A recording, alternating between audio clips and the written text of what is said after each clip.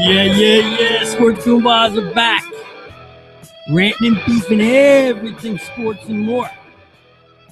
I got my chef to the left, Brendan B. Hey. I got Mikey. Oh, where's the wall at? Oh, sitting in for the wall is the one and only superstar, soon to be Al Pacino, Robert De Niro, Clint Eastwood, all wrapped up in one, Mr. Christopher Pratt. In studio with the Sports Goombahs. He's not going to like that. How you doing, Chris? Mikey ain't going to like that. Say something, Chris. Nah, he's keeping it quiet. You pay him a per diem? I know he didn't show up here for nothing. Per diem? Sitting in for Mikey the War. I guess Chris will have the Pratt report.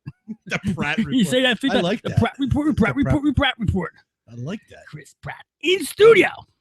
This is Sports Goombahs. We're live from the 515 studios in Bucks County, PA. Rocking and rolling on www.sgshow.net. Give us a call live. 267-563-2893 is the Sports Goombahs hotline.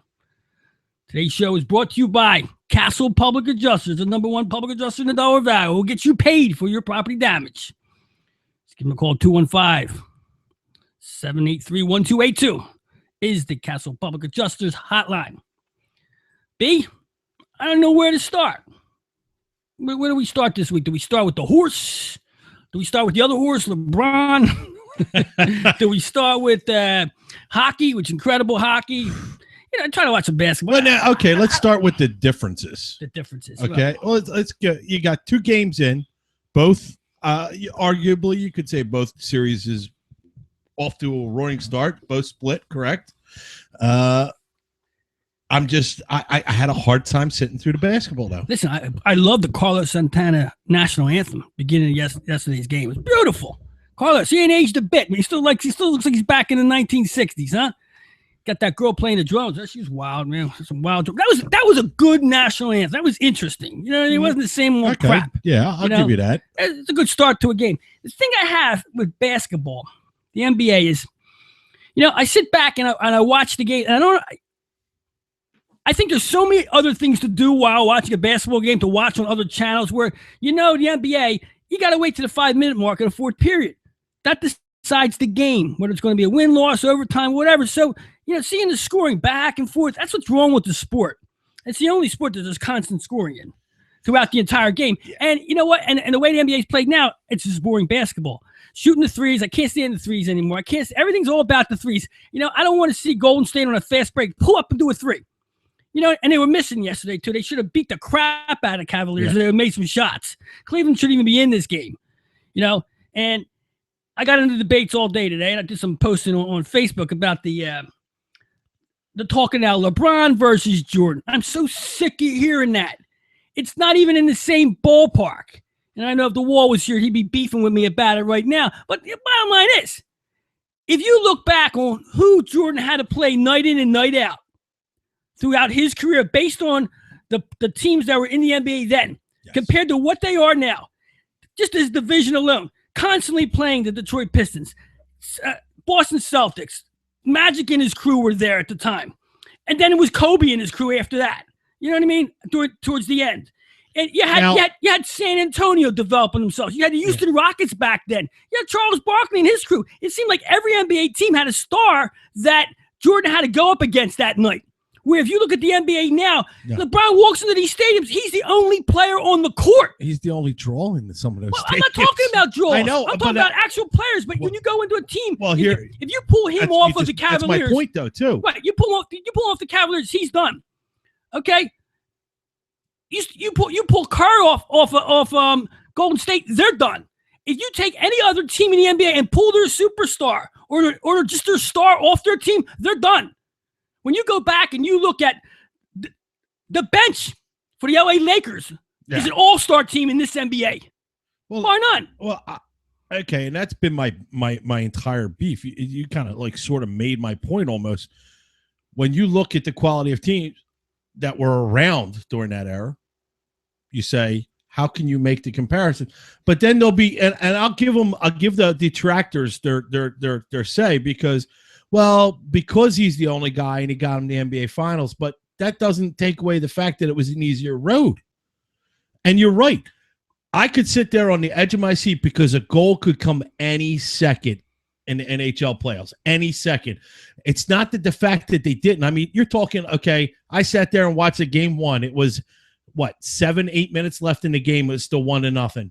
And you're sitting there. Why? Because you got, okay, can Tampa Bay hold on? Right. You were sitting there. And then, boom, Chicago gets 2. Bang, bang. Right at the end. Right, boom, and then you're sitting there going, "Holy crap! What just happened?" That was incredible because you could see it developing. You could see everything. In basketball, it's like I'm going to say the scoring is so back and forth in basketball. You might as well sit there, and we have the benefit of YouTube here, so I'll show you tennis.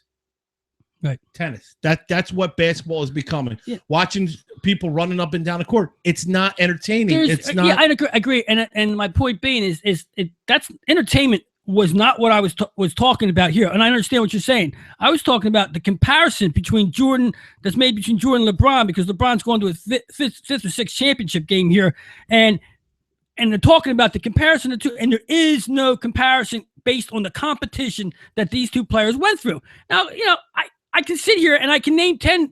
I'm not an NBA follower because I don't like the sport anymore. Used to back in the day. So I can't name all the players out there that are great.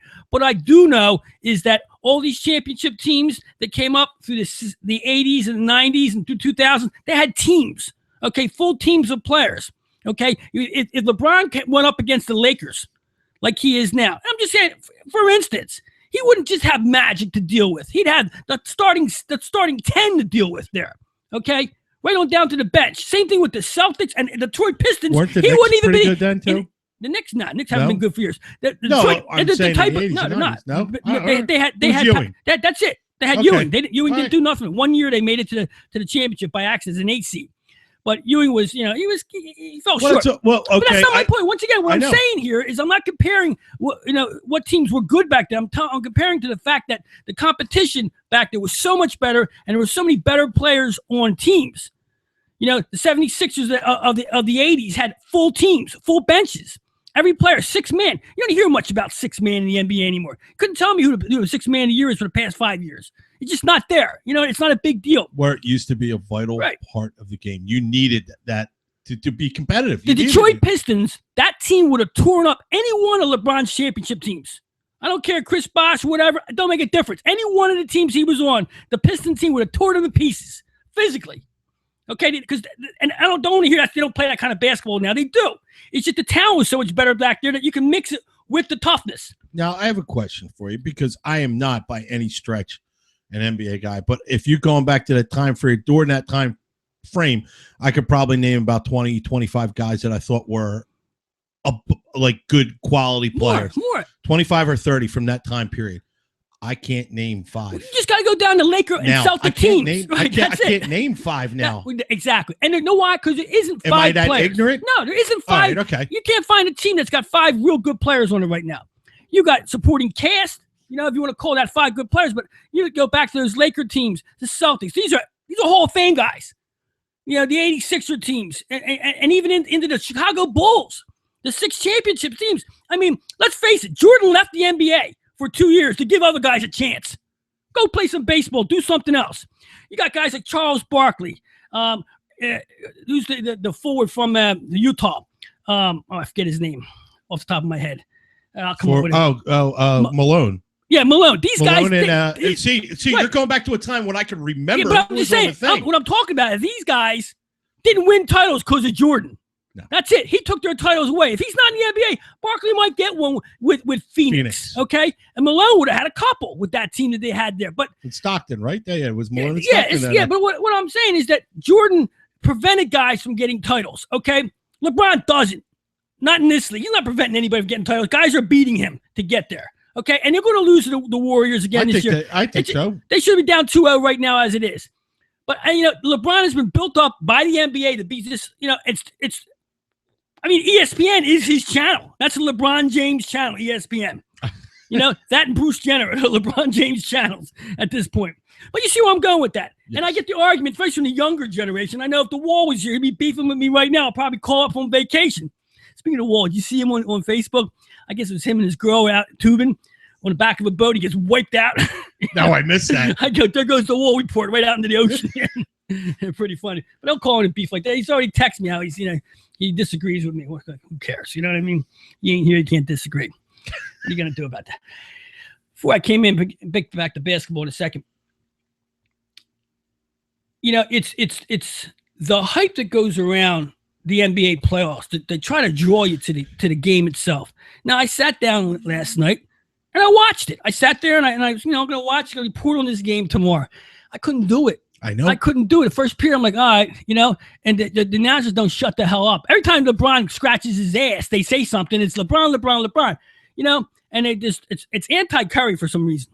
He's having a bad day, and who cares he's having a bad day? He's having a terrible night, and they're winning. So this goes to show you what they have there. And I don't know anybody else on Golden State. The whole year. Iggy down. Yeah, there you go. Iggy. He might get himself a title. That's why I'm Golden State. You know what? You take our garbage, make it into a star, he is their sixth man on the bench. Yeah, I don't know shit about basketball, but I know that he's their sixth man on the bench. He had some good seasons, he had some decent seasons with the Sixers. He was our man. He was our only guy for a while. He was AI after AI, right? Yeah. AI actually. It was the answer to the question nobody wanted asked. Exactly right. But yeah, I tried to sit in there with basketball. I can't do it. And then, like I always do with an NBA game, is I watch first couple minutes, see what I have to see, bunch of 3-pointers, and that's it. No play, no. I got handed to LeBron. He does try to feed his players. Yes, it's unfortunate he has, that's what he has on his team. But he does try to make everybody good around him. But at the bottom line is, he knows he has no choice here. He's going to have to do it himself. They got 3 guys. Right. Look, if 3 got in, and they're kind of figuring it out, especially what. He doesn't really have any help. His other 2 starters are pretty much done for the year. So it's like this. If I know that the best guy, it was like a little league. See that kid, the tallest one? Yeah.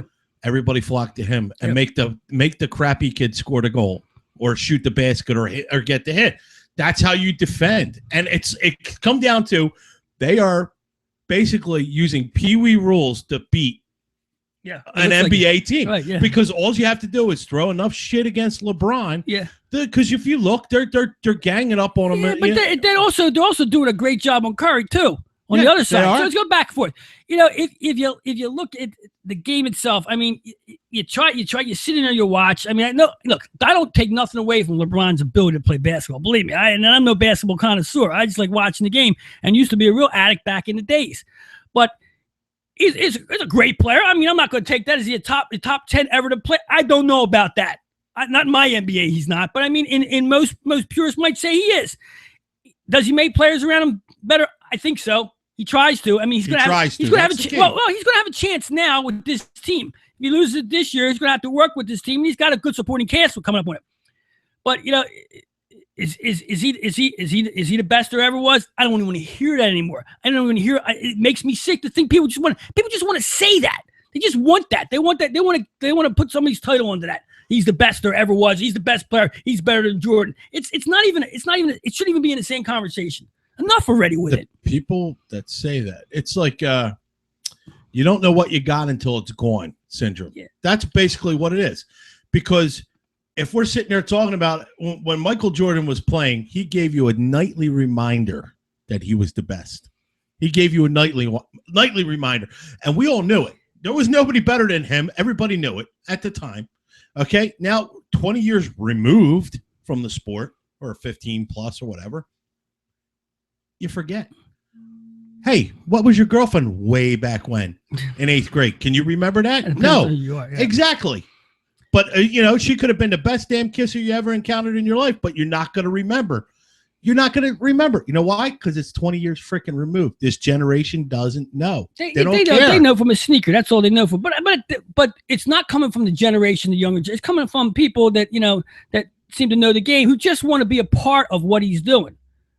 You know, I don't know what he's doing, actually. All I know is that when Jordan was in his prime, he took apart Magic Johnson, Larry Bird, Isaiah Thomas. He took down centers. He dunked over everybody. And they just weren't dunks to just make power. They were dunks because he had to do them to get to the basket. Everybody, every superstar in the 80s and 90s took it from Jordan. Not one of them. I mean, they make a big deal because over and over, you'll see it again. Iverson crossing him up in a crossover dribble is the biggest highlight of Iverson's career. One play. Yeah. Jordan has so many highlights, they can't put it on anything. There's too many of them. You know, you got an NBA game to kill. Yeah. Watch his highlights. That's right. Hours of highlights. Every game he showed up. Every game he came to the old Spectrum, the new Spectrum, whatever. Any stadium he was at, it was a highlight film. He was getting his points. Even if he only got 10 of them, they were 10 good points. There were 10 entertaining points, and there were points that he got over people. Made a big difference. He doesn't go and play baseball for 2 years. He's got 8 titles. Easy 8 titles. He showed that when he came back to basketball and busted out 3 more in a row after swinging a bat for 2 years. Took a break. So now I'll tell you what. I'll let the other guys in the NBA see who can get a title in the next 2 years before I come back to basketball. Go ahead, Charles. Go Malone. Whoever. Ewing. Go ahead. Take a shot at it. See if you can do it without me. Is that the year that the Knicks went? Was the year he was out, right? I don't remember that. I don't remember sure. I don't even know. I'm so disinterested in basketball for that after that point. Keep bringing up that Knicks thing. That's the last time the Knicks had anything. Anything in basketball that dates back from that day back to Earl Monroe days. Terrible. That's my basketball thing. It's all the beefing today going on with that LeBron stuff, man. Done nothing to even give me the inkling that he's in the Michael Jordan category. There's a lot of other players I'd rather have for him. Would I rather have Magic Johnson than LeBron James? Yeah, I think so, man. I really do. I would take Magic Johnson over LeBron James. I don't care. Magic Johnson could run a team for 10 years, and he won't lose championships unless he's facing Larry Bird. It's funny because I know it was a drama, and I mentioned 2 weeks ago, a week or two ago, on the show that I watched Miracle. Real quick, this way, I want to think before you go on. Who's in this league to defend LeBron? Who's the big guy defending? What team is he? Who's the best defensive player in the league? In hockey, I can tell you 12, at least 12, like what, Selke? I guess there are best defensive centers in the league. No, somebody to guard your. No, I mean, talk about another player in the league that he goes against. Okay, it's LeBron against. Nobody. There's nobody out there. Oh, you mean as a comparison? What I'm saying is, there's nobody quite as good as him, even in the categories. I mean, the NBA. That's how bad the NBA is in my eyes. If you go back in the day, he comes into Detroit and he takes on Rick Mulhorn and that whole crew. Forget about it. They're using every one of his fouls. He's out of that game. He's beat up by the end of the game. Same thing in LA. Same thing in Boston. There's no way he gets to do what he does on those teams. You know why? Because those teams have so many other players who can play and take fouls. In this NBA, you don't have that kind of talent going up against him day in and day out. Yeah. Well, yeah, and look, he gets to walk in the park every stadium he goes into. The comparison I had in my head was there was a scene in Miracle, and it reminds me of Moneyball too, where he says, where he sits there and says, well, he sits there and goes like this. You're in Moneyball, weren't you, Chris? You were Hatterberg, right? You're the guy who couldn't play first base. You had to convert him to first base, right? What'd you say in the movie? You couldn't throw or something like that? But it all comes back to Chris Brown. But there's certain things where he says in the movie, where he makes a comparison. Look, I didn't put them together because they're the best players. I put together the best players to win, not the best players. It's like a Larry Brown team, right? Yeah, exactly. Yeah. And it goes to show you that. And it converted, and they did it for bad. You just made the point. It was done in basketball. It was done in football on many occasions, and it was done in obviously hockey. So you have these things where, it doesn't always translate, and you look around the league, and like you said, there is nobody who is the next best. If he's the best player, who's the next best? And how close is he? He's not. So Durant was supposed to be the next best player, and he wasn't even in the category of one of the best. I mean, Durant was a good ball player, but it's look. Once again, this league has no stars in it. It has mediocre stars, people that you want to promote each team, but there's nobody coming into town that you want to see. There's nobody in the NBA right now I'm going down to see except LeBron. Okay. That's it. Yeah. And you want to see him. The NHL versus the NBA argument is constantly being going back and forth anymore about which one is the better or whatever for a draw. But the point being this. Well, the fan base in hockey doesn't even come close to the NBA. NBA is way higher fan base than hockey.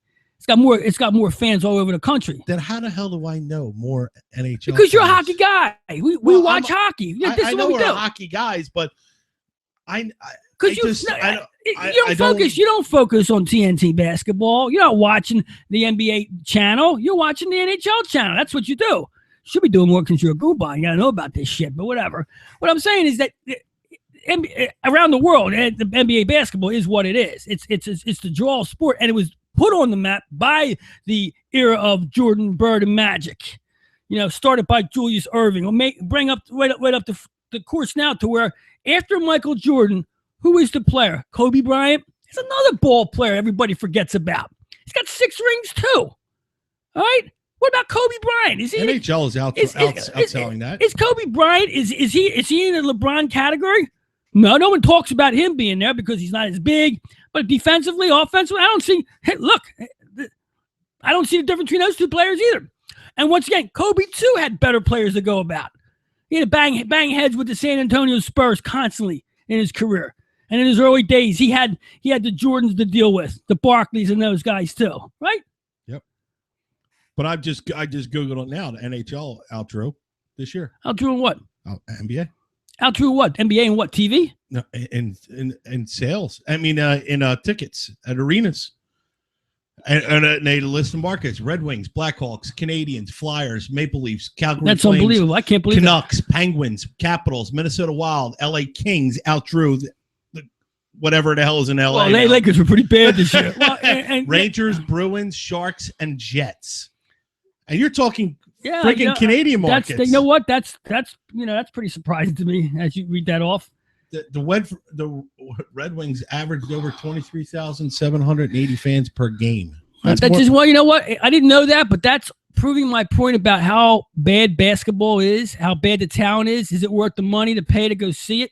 Unless LeBron's coming in there, and what you're doing is you really want LeBron to come in. You want to see a couple slam dunks, a few passes, and a jump shot, and you want to see your team shut him down. Maybe that's about it. Wow, that's funny. Name the only team in NBA that averages more than 20,000 a game. The average is more than 20,000 a game. Yeah, I would have to say Cleveland since it's sold out every night. Nope. Well, if it's not Cleveland, then Golden State. Bulls. Chicago. Oh, yeah, well, there you go. In this ESPN chart, I go. I don't trust ESPN. it's LeBron's favorite, no matter how you look at it. Well, ESPN, somehow NBA. Yeah. Somehow LeBron's benefiting from something that goes on in ESPN for sure. Give us a 2. Give us a 2. Give us a 2. 267-563-2893 is the Sports Goombahs hotline. We're live at the 515 studios here in Bucks County, PA.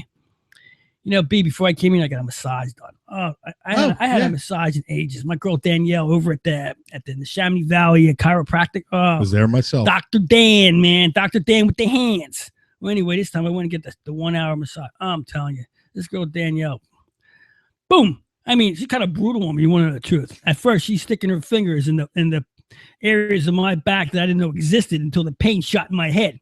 But she told me to breathe. So I breathed. Okay, just breathe. She says, Cassie, just breathe. Stop. Don't moan and groan. You got to breathe on the table. I'm waiting for the massage. Half hour in, she's beating me up. Then it happened, man. Then she put it into a different gear. I'm telling you, I came on the show tonight in La La Land. Still in pain, but in La La Land. But it's a good kind of pain. Yeah. It's a real good kind of pain. Give them a call over to Chamonix Valley Chiropractic, 215-891-4955. Dr. Dan. Official chiropractor of the Goombahs. That's right. Dr. Dan with the hands. And check out Danielle. Got to book it. You go in there, you got to book an appointment to get a massage done. You got to do it early, though. And let me tell you something. The girl's booked, okay? Yeah, and there's a reason she's booked, because she's good at what she does. Yep. Check him out. I came out all slinky and stuff. 267-563-2893 is the Sports Goombahs hotline. We're ranting and beefing here for the next hour and an hour and a half we got to go. We got Chris Pratt sitting in here. He doesn't have much to say. Sitting in for Mikey the Wall. He's out there water skiing, doing what he does with the loved one. He'll be back next week to sit in there He's got a call. I know he's got a call. And after seeing the dummy here, the dummy Pratt here, if he's seen it, yeah, and the NBA stuff talking about, he's gonna lose his mind most likely. So that's my beef on the NBA. I mean, I tell you, I couldn't. I did the best I could sitting and watching it. Think about it. I watched the first quarter, and the last 5 minutes, which turned into almost a half hour. With the commercials and the overtime. What are you gonna do? The chatter that goes on. Well, the announcers. I'll get the announcer with the NHL hockey too when we come back. Okay. I'm Cash the King. I got my chef left, Brennan B. This is the Sports Goombahs show. Pratt on the right. Yeah, something like that. Something like that. Yeah. Let me get to the commercials. Do I ever go on here? Push the play button, Cashy. There you go. Nicely done. Individual and small group health insurance. We'll be right back. BZI offers free, instant online insurance quotes and applications from major health insurance carriers. The BZI Group is dedicated to a no-nonsense approach to health insurance. They focus on giving you the insurance you need in a timely and cooperative manner. Whether you're looking for individual and family, group, seniors, life, or long-term coverage, BZI can help. For additional information or to speak with an insurance expert, call 1-800-431-4834 or email them at www.bzigroup.com. Stop paying your bookie each week and start collecting. They have the best handicappers in the world, all in one place. And their only job is to win you money. Check Jeff Brandy's and all the experts at trendbetting.com. Trend betting theory is simple. Trends dominate in sports, and you will win in the long run by following the dominant trend. You will lose in the long run if you buck the dominant trend. Simple enough. That's trendbetting.com. Hey, yo, Cassie, what are you doing? I got plumbing problems here. I can't get the water to go down the drain. What am I going to do? Call Guaranteed Plumbing, 215-342-7200 for all your plumbing needs. Serving the Philadelphia area and the greater Delaware Valley. What was that phone number again? 215-342-7200. Oh, yeah. Speak with 24-hour emergency service and free estimates. Call 215-533-4066. That's 215-533-4066 or visit sealroofing.net. Need an electrician? Think about adding surveillance or security to your home? Call Beacon Systems at 215-400-1151. Ask for Big Joe and tell him the Sports Goombahs sent you. That's 215-400-1151. They're the #1 electric installer in the Delaware Valley. Guaranteed customer satisfaction. That's Beacon Systems at 215-400-1151. Looking for insurance? Get the coverage you deserve at a cost you can afford. Call Stefano Turra, Farmers Insurance Agency, at 215-987-3734. They specialize in life, auto, business, homeowners, and more. Call the agent you can count on.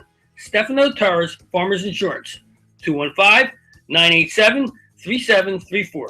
Or stop in their Northeast location at 1120 Cobbin Avenue. That's Stefano Turra's Farmers Insurance, 215-987-3734.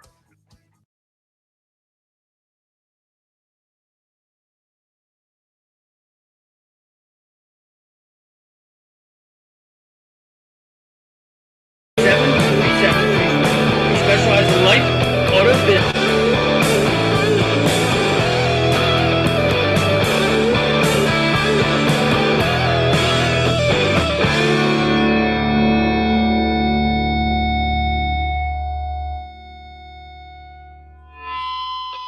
Yeah, Sports Goombahs. Never fear, I'm messing up the audio. Oh, you know what? That's my favorite part of the song, though. Yeah, but at least we never get to hear it, so I'll take it. What are you gonna do? I mean, why don't we put the video back on? There we are. Boom, back on the air. Sports Goombahs. Hey, guess what time it is? It's the pick session time. Nice.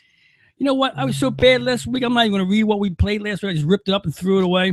This has been a 2-week run for me. That if you're It's paying our your fault. bookie, man, you better get out of town. It's well past our fault. Well past our thought. Well, I'm going to re-gear here. Get myself back in order. So I can start earning for everybody for the most part. Got some baseball I want to go over this week with you. Tonight, get on this one. I got a 10 o'clock game, so I'm going to just put it right out right now. First of all, this pick session is brought to you by Automagic Car Care. You know our boys over at AutomagicCarCare.com. Give them a call, 215-322-2561. Mikey Primo, Matty Litton, the #1 car detailer in the Delaware Valley, bar none. Check them out. All right. 10 o'clock tonight, 10-10 start. Arizona's at LA Dodgers, that is. This game, I was looking to see a 5, maybe a 4.5, 5 in the line total, the run total for the Dodgers, and I saw a 4, jumped all over it. And you should too right now. Arizona is, I don't know. They got Robbie Ray going tonight. I don't even know who he is. I don't even care who he is. I know he's got a high ERA average. That's what I do know. Okay, and I don't know much for the stats, but this is nothing about who's pitching what. It's what I saw on the line. That has me going for it. I like the over 4 on this one, and I'm on it tonight for sure. Tomorrow I got a couple games. Miami's at Toronto. Dan Harden's going for Miami. I don't like Dan Harden. I don't like him in Toronto. I don't like him in there when that roof closes. He's going to go to Mark Barley tomorrow, and I think that I like Toronto on the over whatever the total is here. I think the total is 4.5 on this one. I like Toronto to win the game outright too. So that's 2 plays I like on that. I like Toronto to win the game against Miami and their side total as well. Going to go to the NBA tomorrow night. I think Steph Curry comes back. He comes back hot. LeBron, whatever. James will have his points tomorrow. Be another one of those games. So I don't think it'll come down to the end. This time, I think Golden State takes the game, but I don't care about that tomorrow. What I do care about is between the two of them, they score over 194 points. I think that's an easy one tomorrow. I think we go into triple digits on both sides tomorrow's game. And I wouldn't even be surprised if it goes into overtime. Make that even easier. So there you have it. I'm going to give out an NBA game. I don't usually do it. The Wall's not here to do it, so I'm going to do it for him. It's not his play. It's my play. Pratt's play. I don't care what Pratt. Yeah, Pratt. What do you like? You like? You got to be a James fan for sure. Absolutely. I like the Warriors. I knew he had that type of voice, man. What movie was he in besides Moneyball? Zero Dark 30. Oh yeah, Zero Dark 30. I didn't realize that was him. A lot of good stuff. Did he shoot Bin Laden in that one? Was he the shooter? No, I don't know. He was the good Uber truck driver. They went around. He was one of the SEALs. Yeah, was he one of the SEALs? Yes, he was. Yeah. I watched him a couple Parks and Recreations the other day on the old, I don't know what channel it was. What channel they had that on? That's what's that? It's probably on, I don't know, one of the little ones, yeah. Looks like a Saturday Night Live skit to me. Anyway, let's review what we're picking this week. Tomorrow night, Golden State, Cleveland with the over 194 on that one. Grab on that. I like Toronto to take on Miami tomorrow. I like them on the side total, and I also like them on the win. And I like the Los Angeles Dodgers tonight. 10-10 start to score over 4 runs against Arizona. Robbie Ray, whoever that is. Pick session is brought to you by Automagic Car Care. Check them out at AutomagicCarCare.com. 215-322-2561. #1 car detailer is bar none. And throw it in there, man. After what I saw in that game, game 2, you're right. Golden State should have won that one too. Yeah. Jump on them for the series if you can. Still, yeah. You know what I mean. I have Chicago in the series. I didn't think Tampa Bay would win 2 games here. I didn't expect them to win game 2. Defense is hanging in it. Yeah, man. it is. Well, it's still goals all over the place. It's a ton of goals. And tonight was only over 2.5 too. I didn't even like that too tonight. Goals are coming in the third period too. It's good hockey. I'm enjoying it. Yep. I've been watching a lot of hockey in the past couple weeks. Back on the hockey thing because this is when hockey's good. This is when I love hockey. But they gotta shut the hell up in the booth, man. Mm-hmm. I mean, who's the guy who tells the story? What's his name? The old chick? Oh my God! It's like that guy's coming down the ice. He's telling the history of the guy, where he played, where his mother played. His father's last name, his mother's maiden name. He's out of a small town in Chicago, Montreal, Alouette. I mean, come on, man. I mean, this guy Kennedy. He could give you a guy's MO from the red line. Well, there's no red line. From blue line to blue line. There's a red line in the middle. Yeah, it's in the middle. It don't mean nothing. But I'm just saying, in general, it's unreal. And I have to turn the sound on. I can't stand enough. And they're so descriptive. You would think I was listening on radio. Yes, and that would be my only of all the coverage for the playoffs, that would be my only knock, because I'm sitting there looking at it. It is not like when I listen to a baseball game, there's something about listening to a baseball game outside, drinking a beer and hearing it on the radio. There is an allure to that. It brings you back to when you were a kid. You sit there and you listen to it, and you need those descriptions, all that, the set. He looks him back at first, the wind up, the 3-2 pitch, and and it's part of it, and you're picturing the game happening in your head. When you're watching the game, however, it's annoying. Can we not have all the and as much as we had Doc. Remember, he was a Flyers play-by-play here years ago for 2 or 3 years. He was here. Yeah. I don't need every goal to be like the goal, or every near encounter. I heard him go nuts of an empty netter. Like it was a talented play. I couldn't believe it. Come on, man. And it's like, I'm watching. You're telling me more than what I'm watching. Why do you, if I want to, I don't need a play-by-play guy when I'm watching live. I could use the color. I could use the color, some insight of what was going on or what were they thinking. But tell me about, it's just like I watch, I used to watch Madden. Although Madden was goofy, when he did football, he told you about the play. He told you how the development of it, what was going on, what they were trying to do. Here you don't see that until like 7 replays after they all had a chance to look at it.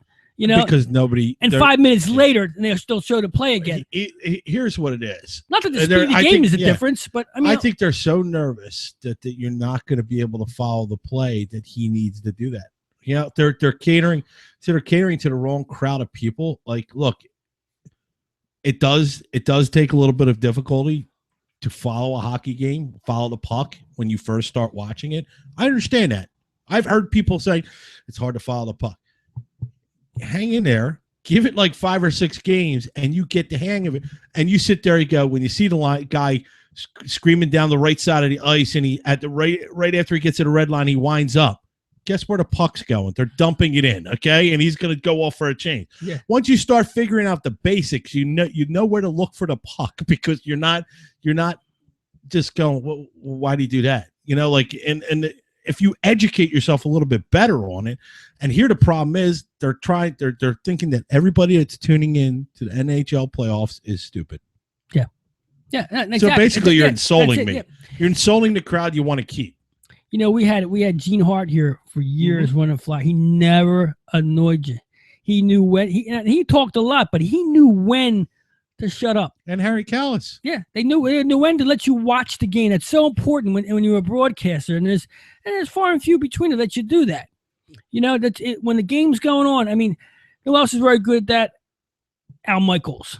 Yes. When it's happening, he'll stop and he'll let you watch the game. You do that, and you appreciate that. I could watch a hockey game, a football game, and not have to hear anything. Nope, when I go to the games, it's like, and baseball too. I could sit there. I don't need it. But it takes a special kind of person to do it. And here's the problem anymore. Just because you're talking doesn't mean it's good. Yeah, exactly. Like Chris Wheeler found that out. Yeah, exactly.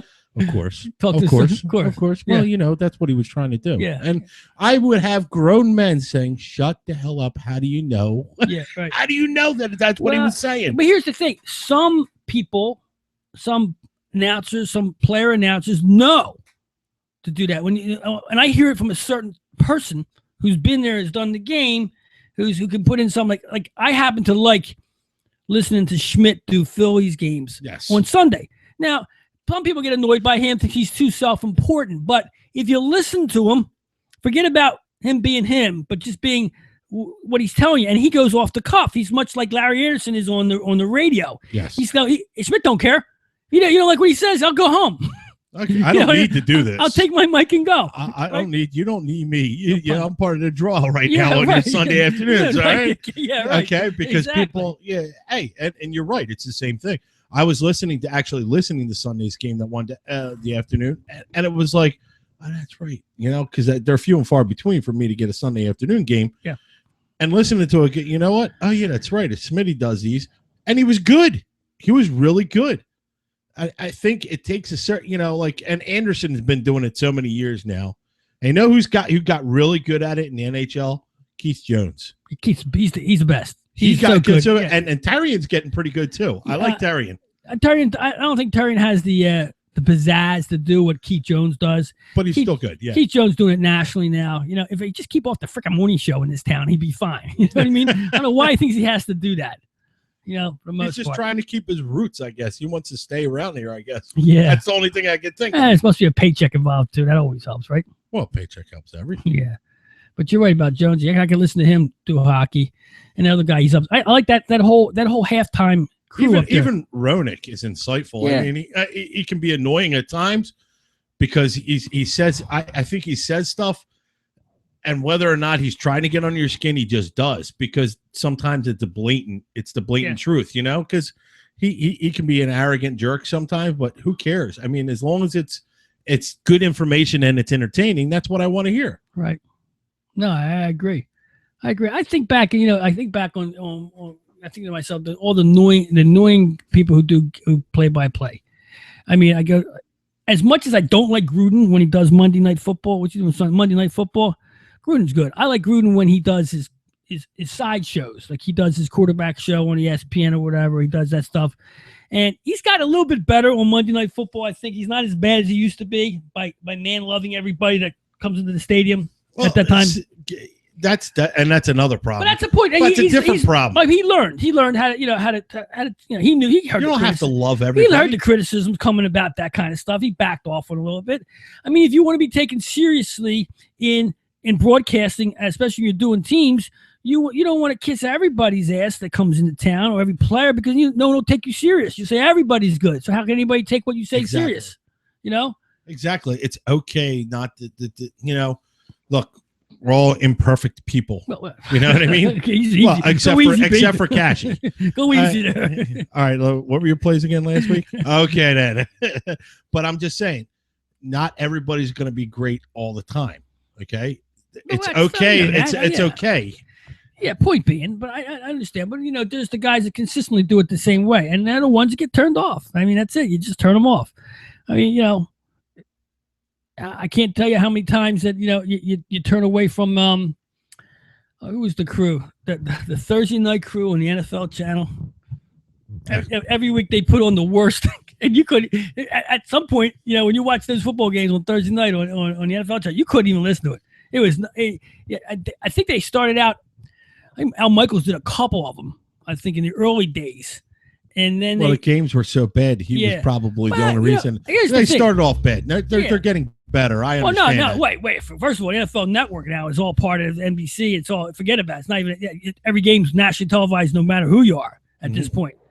But of course the games got better because they, you know, when you have bad games with bad announcers, it's going to get totally bad all the way around. Yes. You can have a bad game with good announcers who can make it play. I mean, if you have a rotten game going on, you got Madden sitting up there. He can turn that game into something. He can get noisy and just distract you a little bit from what's going on in the field to what he's trying to tell you. And maybe you won't change the channel and the sponsors will be happy. Exactly right. You know, every time I can tell you, you know, I don't think I watched one before the Thursday night game started becoming decent games. I couldn't imagine. I don't think I watched one of them, you know.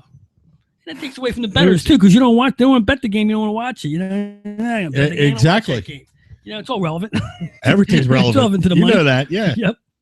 Absolutely. So, other than that, the hockey's been real good. I mean, it's, you know, it's the best hockey you can find. The NHL playoffs, the semifinals and the finals are the best hockey you can find. The referees stay out of it, you know, and they let them play. And hockey is what it is when it comes to the playoffs. It's a totally different game than the regular season. It's so different than any other sport when it comes to the playoffs, bar none. I mean, I don't know any other sport that changes the whole speed and the play like hockey does. I mean, basketball, football, everything stays the same. This hockey, I don't know what happens to these guys. It's a light switch. I mean, they're Canadian-ish. Comes out about that cup. You know what I mean? The ish and the cup. You know, they kind of the Stanley Cup, and something's like, boom, the light goes on. Okay, it's time to play for the cup. You know why I like it the most? I like it because it's the epitome of you can't do it by yourself. You can't. Hockey can't. There's no one player. It's a freaking journey. If you look at the Wayne Gretzky, and here's another, you know, relating back to the heyday of sports in my life, which was the 80s and 90s. You look back at those in the 70s too, I guess, the 30-year span there. You look at those 80 Edmonton Oilers teams, they had the greatest player ever. He was surrounded by 10 of the other greatest players ever. Okay, if you take that How many Edmonton can team, you name? in It's fact, amazing. he left Edmonton and they still won another Stanley Cup. Yes. You know, that's how good Gretzky was. And he wasn't a one-man band. He had an entire 4-line team there. He had goalies, he had scorers, he had defenders, he had guys protecting his ass. Doug Wade. What do you call it? Marty McSorley was his hitman his entire career. McSorley followed Gretzky around L.A. and New York too. And Messier, Lamb. Well, you could just rattle. I mean, I could rattle them all off. I had like three in my head, and I got like some. What you do is you just Google Hockey Hall of Fame, and the entire Edmonton teams of the '80s come up on it all there. Well, you had those runs too. I mean, there were two. Islanders in the front half. Paul Coffey. That's it. Yep. And you can just I can't even think of all the players. There's so many of them. Larry Anderson. They all had the doubles. They started 44. That stuff. It was 44. It was incredible. Coffey was 77. Gretzky was 99. Right. 36. And they all had they were the start that of the started double numbers. Double numbers. Yeah, that was there. Everybody wanted that. Yep. And span from that forward plus. Yeah, there's a superstar, who had help, but he was the best. He made those players that were so good on that team so much better than they actually were. They didn't even know it until they all got put in the Hall of Fame. If it wasn't for him, there'd be no hockey in California. Oh, absolutely. Yeah. He's he wanted to do it to be closer to his wife's work and stuff. I'm pretty sure, if I remember correctly. And he didn't win nothing in LA. He didn't win nothing. He made it there, but he didn't win it. He put it on the map there, and people, realized, hey, absolutely. They got their cups, but not with him. And you know what? It was, and people don't argument now is hockey better then than it was now. I think it was better then. I mean, that's tough. The game was a little slower, but it was a lot slower. It was technique. It was full of technique. You don't see in hockey now the passing. I mean, which I think went out the door with Lindros. Actually, when he left, he was a great passer. He made everybody. Yeah, he takes every good. What he did for Leclerc, and if you watch Lemieux and Gretzky, what they did with the puck, and the other players in that era, there's hundreds of hockey players back in the '80s and '90s that were so good. I can't. Adam Oates was probably one of the best setup men ever. Right. There's a lot of players. And everybody forgets how great Yager was with those Pittsburgh teams. Look at what he did for the Philadelphia team. He made everybody around him a better player. In one season, at that age, too. It wasn't even a winning year. It was just a year, right? But what I'm saying, once again, you go back, there's so many good players in the NHL back then. And I just think the whole thing, there's a lot of good players now, though. There is, but it's saturated because there's so many teams, and that's the problem with professional sports right now. There's so many teams. Remember, the talent pool to be a professional athlete, a hockey player, a basketball player, baseball, for whatever, you got to be a special player. Now you don't have to be so special. You just have to be capable to get yourself a chance. And I think because of the amount of teams that there are. Well, they got two good ones in the pipeline and coming up, Connor McDavid and Jack Eichel. Yeah, well, and I'll tell you what. Jack, what you think for the Flyers? No. I mean, in general for hockey, the best 1-2 punch that they've had in years, probably the best prospects since Sidney Crosby. But I like the fact though, Jack Eichel is not taking a back seat to Connor McDavid's probably going to go number one, and he's the most talked about guy in the last 10 years. But the thing is, and you talk about the last. I mean, to me, Ovechkin's a disappointment. Exactly. Okay, he gets to a point to where he can't go past. He can't go past that second round of the playoffs. He'll score as many freaking goals as you want during the season. He'll shake his head and run and fist everybody and walk around with a stick like he's the man. He'll win some MVPs for scoring goals. Everything in the regular season is fine with that guy. When it comes to the playoffs, he's worthless. Absolutely worthless. A coach killer is what he is. Yes. Okay, and Crosby, he's not one of the NHL's best ever. Not even close. Not even in the same sense. He wins one Stanley Cup, right? Got one cup, 2 appearances. All right. I don't think he's got 2 cups. You have 2 cups? I have to check on that. As much as I care what he has. But he's not the player that everybody thought he was going to be. He's not this superstar making everybody around him great. He's got problems too. He's overrated. I think Crosby's been overrated since day one. Quite possibly. He wins a couple cups, but to be told that he's the next one, no, I don't think so. Not even close. I like the fact though you got a kid named Jack Eichel who's pretty much everybody's saying that he's going to go 1-2. He understands he's 2, but he said what's the best thing you can do to market yourself ever in hockey and anything. He sits there and tells Buffalo, if you're going to take me, that's cool. I'm cool with that. They're number 2. He goes, don't worry about it. I'm going to be better than Connor McDavid anyway. I like that attitude coming out of a player. I'm going to work. I work my butt off. He presented. It's like any job interview you ever go to. You need to have yourself lined up because you're selling yourself. And if you don't have that confidence or that little bit of cockiness that is needed to do it, well, he's got the skill level to back it up and stuff. So. You know how I am with skill level and when it comes to pro sports. You step into the pro sports spotlight, everything changes, man. The microphones change, the reporters change, the way you move around changes. You're scrutinized for everything. If you're the number 1 or number 2 draft pick, then you even have more pressure on you. So I don't want to I don't buy these guys coming up, the prospects. That's all great and stuff. When you have to step out on the ice with the best of the best and play with the best and perform, get hit by the best, that kind of stuff has to grow. You just can't get that coming, especially in hockey. You're going to do your time in hockey before you come up. I mean, this NHL, can you make it as a young rookie, a 19-year-old? Sure, you can try to, but they don't just let you in this league with open arms. No. You're going to get your butt kicked. And can you take that? When you can take that and still play the way you were in college or wherever you're coming up from, then you have a chance. But you got to have that step before everybody anoints you as something in this league. I understand that. I just like that. I'm just saying, I like those are the people. I like those qualities in my player. Because he talked it. Well, I mean, I like that. Yeah, because you got to have some kind of balls to be the best player in the league, or want to be one of the best players in the best in your field. You got to have a little balls, and if you got the gut to say that, then that's fine. I'm happy with that. Yeah, well, talk is cheap, man. I mean, anybody can say they could be the best. I mean, they can come out of college. I'm going to be the best NBA player. I don't care what anybody says. Well, that gets knocked down real quick, especially in hockey when you get a chance to hit somebody who talks. Not like the NBA, you can't really hit somebody, unless you do it behind the scenes. Yeah, you're right. Only 1 cup. Yeah, 1 cup for one cup. One guy. I thought he had 2. What's he? 10 years in the league now. You know what? I don't know. Yeah, he's probably 10 close. years in the league. Yeah, he's overrated. He's on underachiever. Rookie of the month. No, 2005. Yeah, rookie of the month in 2005. Rookie of the month? Yeah. Well, it says October 2005. Who was the rookie of the year? That year, it doesn't say. What did he do? Drop off that year? He was on the NHL All-Rookie team in 2006. That's all great stuff. That's all.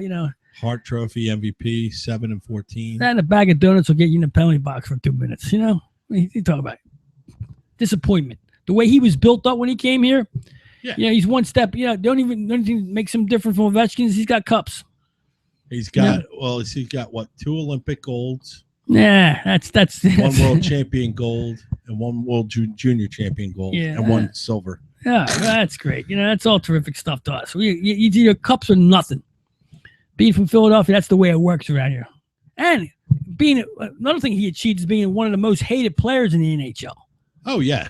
Yeah, and how many great NHL players, Hall of Famers, in our time were great and hated? Oh my God, almost all of them. Well, yeah, who? Hated? Who's hated? Pick anybody from the frickin' Bruins. What? I mean, you hated them because they were the other team. Now, are you saying? Wait a minute. Are you talking about hate or respected? I'm talking. No, there's no respect in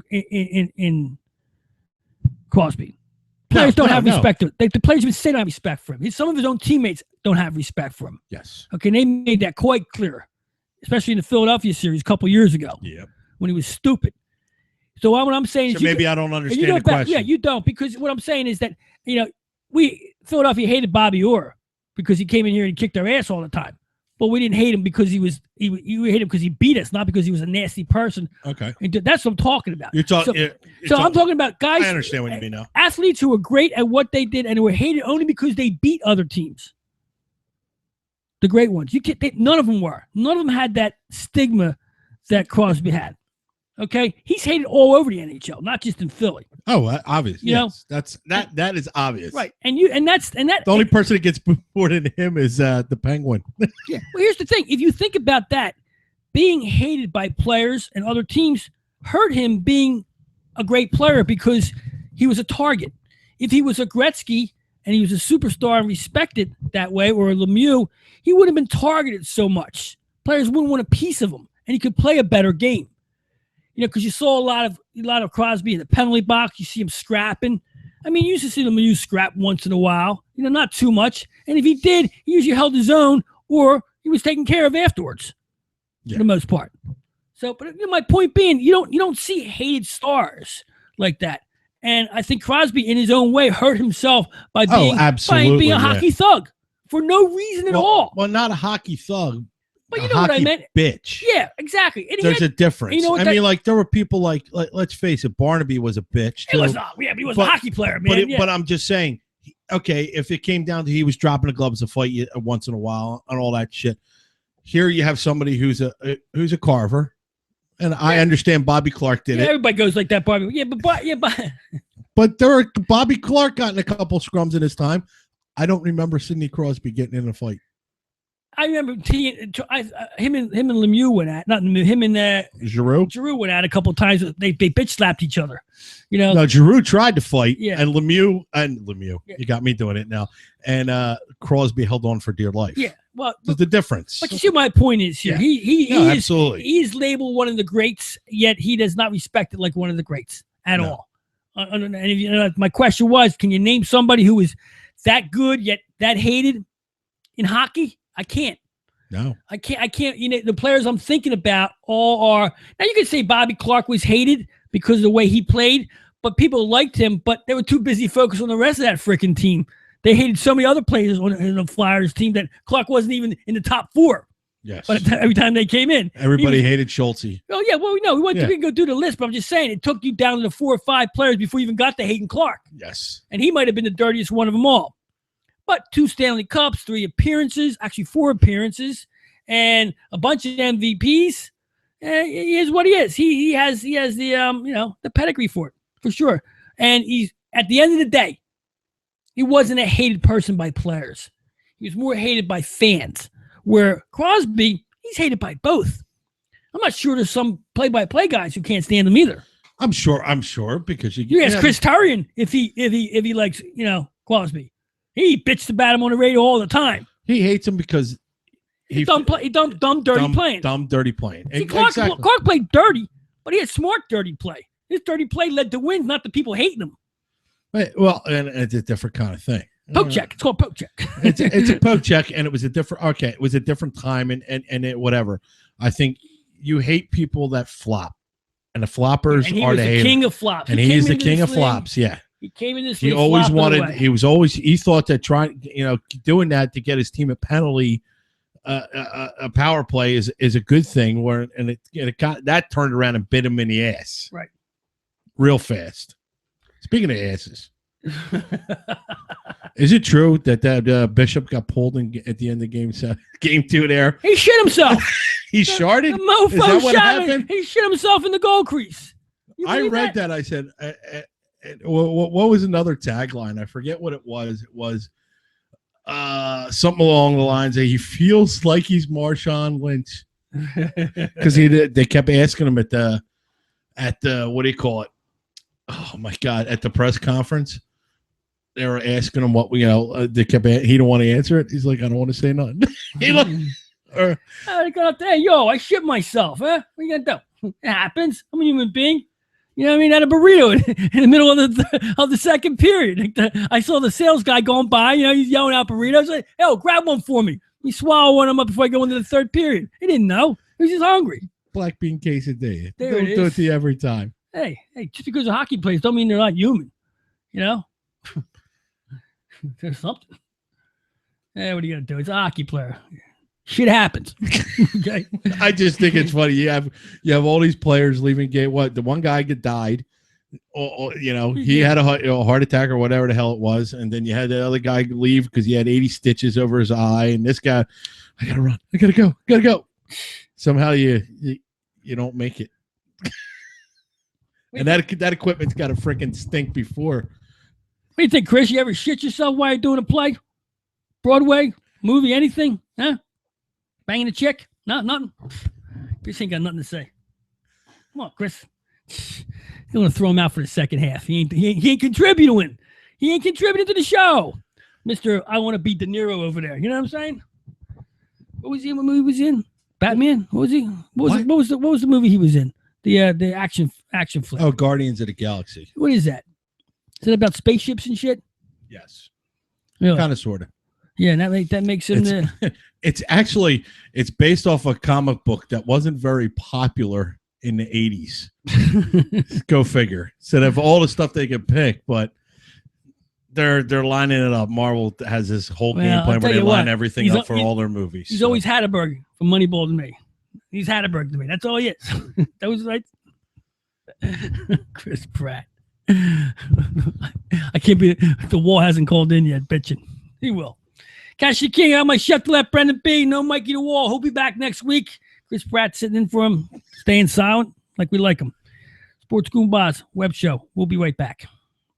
BZI Group Inc. for your individual and small group health insurance needs. BZI offers free instant online insurance quotes and applications from major health insurance carriers. The BZI Group is dedicated to a no-nonsense approach to health insurance. They focus on giving you the insurance you need in a timely and cooperative manner. Whether you're looking for individual and family, group, seniors, life, or long-term coverage, BZI can help. For additional information or to speak with an insurance expert, call 1-800-431-4834 or email them at www.bzigroup.com.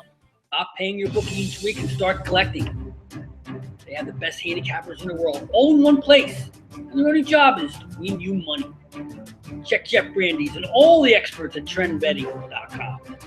Trend betting theory is simple.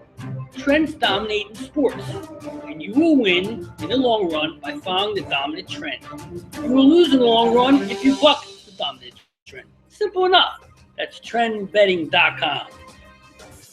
Hey, yo, Cassie, what are you doing? I got plumbing problems here. I can't get the water to go down the drain. What am I going to do? Call Guaranteed Plumbing, 215-342-7200 for all your plumbing needs. Serving the Philadelphia area and the greater Delaware Valley. What was that phone number again? 215-342-7200. Oh, yeah. Speak with 24-hour emergency service and free estimates. Call 215-533-4066. That's 215-533-4066 or visit sealroofing.net. Need an electrician? Think about adding surveillance or security to your home? Call Beacon Systems at 215-400-1151. Ask for Big Joe and tell him the Sports Goombahs sent you. That's 215-400-1151. They're the #1 electric installer in the Delaware Valley.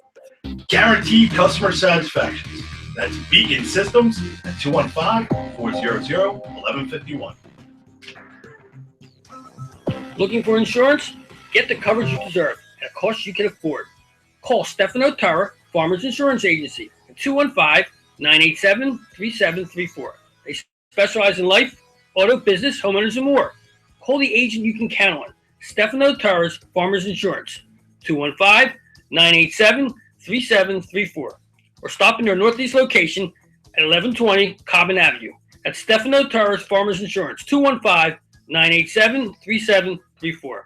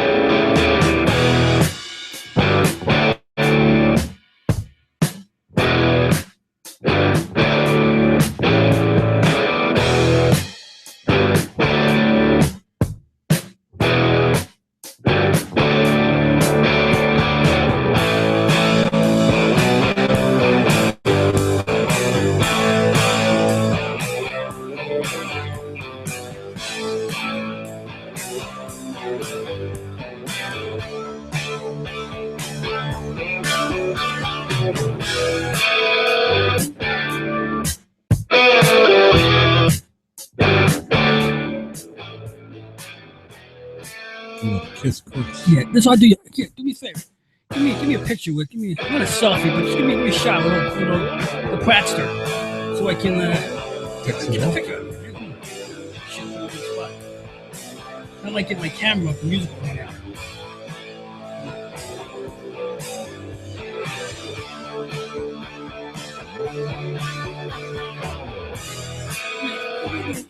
Oh, Chris Pratt and Cashew Creek. They come out front here.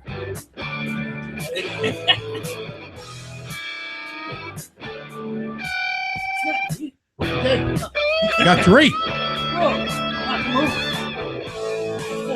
Strapped in. He's strapped into that car seat. That kitty car seat, really good. That's not even a car seat. What the heck is that? That is Like a high chair that you hook onto an end of a table. Yeah, propped him up nice. He's what we call hooked up. Get him all hooked up here. On the Sports Goombahs show. We have celebrities stopping in now to see us. Not much to say, but who cares, really, right? All right. Let's get into some other stuff here. Move into this soccer debacle. I was so surprised to see soccer go over the line here with money. God forbid somebody's skimming off the top. I mean, they're voting to have the soccer in one place, and they're skimming it to go to another place. People are paying cash here. South Africa run it. Who's supposed to have it? Morocco was supposed to have it. Somehow South Africa got it, and the vote was for Monaco, and the money moved in 2010. Was it Morocco or Monaco? Morocco, whatever. Morocco, right? Some dumb country like that. I don't know. What are you going to do with that? But the thing is here is that everybody's going down. It's like it's the domino effect here. They got the president resigning, the ex-CEOs are, walking out. It's a big mess. And it's all about soccer. It's all about the money in soccer. Oh, it's about time it became about the money. Maybe it was about the money be better in the United States. Oh, the president said. Oh, Barack comes out. He says he finally weighed in on this chaos. The international, what do they call it? FIFA? Sounds like an itch I have. The FIFA scandal. He says it's important for the U.S. to make sure that the sport is clean because the Americans are good at it now. Make sure the sport is clean because Americans are good at it now. Say that again. Say that with me. Make sure the sport is clean because Americans are good at it. Now. So, if we're not good at it, we don't give a shit if it's clean or not, right? Is that what he's saying? I guess we can't be the first ones capitalizing on this, can we? Are we that cutting edge that we're the first ones to mention this? Look, I'm still trying to figure out what he means. I mean, it's because we're good at it. I mean, it's probably somebody stuck a microphone in his face, and Brock, when he doesn't have his teleprompter, he's dead meat. Without Joe, he needs Joe to tell him what to say. Yeah, he ain't on his feet, man. When he doesn't have his teleprompter. Well, look at it like this. Has anybody paid attention to like women's hockey, women's soccer the last 15 years? Haven't women's soccer been really good the last 15 years? Okay, so is that us just getting good at it? I don't know what he meant by that, but it doesn't sound good because there's a scandal involved. So we got to clean up because we're good at it. But if we're not good at it, we don't care what goes on as far as scandals are concerned. That's what it sounds like he's saying. Probably saying it off the cuff and not realizing what he's saying because he's good at that every now and then. Better fix my health care up, man. I'm tired. I've been paying out the wazoo here this year. Everywhere I go, I'm peeling hundreds off to every doctor I go to. Is that the average pay these days? 100. This guy come with a roll of 100. It might be the average pay these days. I see the loony doctor. That's 100. I see the eyes, nose, and throat. That's 100. Back doctor's 100. Pulmonologist or whatever the frick. He's 100. What the hell kind of plan you got? I got the $100 plan. You know what I mean? Knock knock. Who's there? You need to talk to BZI. Yeah, I talked to BZI. Yes, we got too much existing on you, brother. Nobody wants to look at you. You got problems. No, you're exactly right. You want to talk to my man Brian Z at BZI. I dropped his cue card, man. Hang on a second. BZI Group. BZI Group. He's your specialist. Come on. He's your specialist in Obamacare. Check him out at bzigroup.com. All the information you need about Obamacare. Phone numbers, texting. Get a hold of my man Brian Z. He is the insurance guru. bzigroup.com. There you go. I get that right, B? Yes, you did. See, I'm worthless with that cue card. My cue card, I fumbled it over the side on the table here, and I can't get to it because Pratt's in the way. I'll knock his ass over. You know, right? If he goes, this whole table's going. You know it or not? Yeah. So you finally, this is one of the funny things. Finally starts soccer or football. Because what the hell does FIFA stand for? Football, whatever. It's a dog's name or something. I don't know what that stands for. It's called the Federation International Football's Association. Did they call it football? Yeah. Well, we don't. We call football football. It's a Federal International football. Funding Association. Yeah, funding association. Yeah. Fixing fricking the games. Well, they ain't fixing the games, but they're definitely fixing where the games are played. Correct. You know what? I guess it's wherever the hundreds are coming out over there too. They got the $100 plan too. Whoever's peeling off the hundreds gets the games. That's how it goes. It's good to see though that soccer is getting in the money ball. I mean, they're getting into money now. Now it's not. It's getting corrupt, which is the way you get the people by being corrupt, like every other sport is. You know? The baseball Black Sox scandal did it. Now Vegas can appreciate them. All right, now we're talking here. Yeah, now we got all right. That's it. There's money to be made. There's money to be made. Apparently, people were making it, and they were making millions. Yeah. Okay. Too. So let's fix these lines up on these soccer games. Let's get the underovers a little higher. Let's get these players. I'll tell you, let's make the goal bigger, or the goalie smaller, or stupid. That's like the goalie's stupid, you know. So they know how to let the ball go in. Well, apparently that's dumb. But anyway, apparently, everywhere else but the United States and North America, I'm going to go as far. No, I'm just going to say the United States because football or soccer, el football is big in Mexico. So you're talking. It has a following. It has the worldwide. It's the number one sport in the world. Yeah. So only because of volume. Territory volume, you know, because let's face it, if American football, if the NFL hasn't broken in, it's tried a couple times in Europe, and you know, it's not going to. Well, you know, the reason is, I'll tell you why. The NFL can't cover that much territory that fast with teams and players.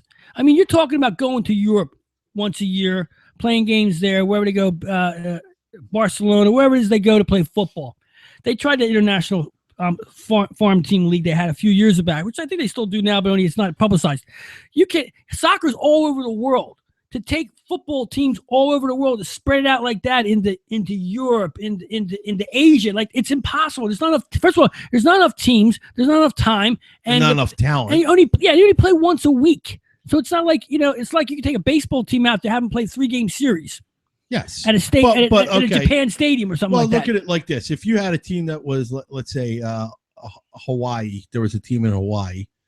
I mean, it works. I mean, like, look, the Fighting Rainbows or whatever, the Rainbow Warriors of Hawaii, they're out there by themselves.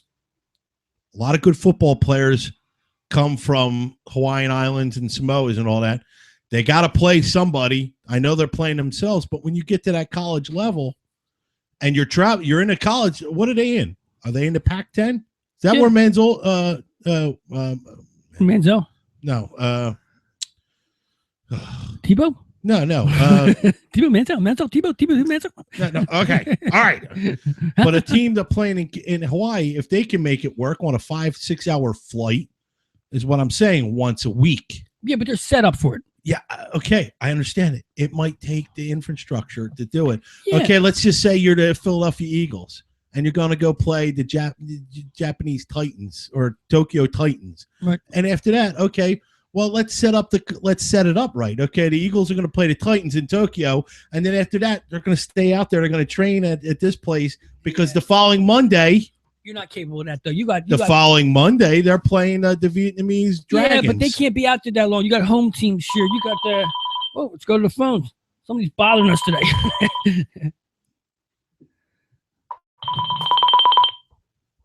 Sports Goombahs, welcome to the show.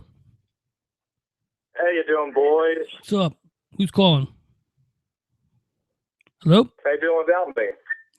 Oh, it's the wall. Like, no, you're here. We got your boy Christopher Pratt here today. Oh, Chris, how you doing? I saw that.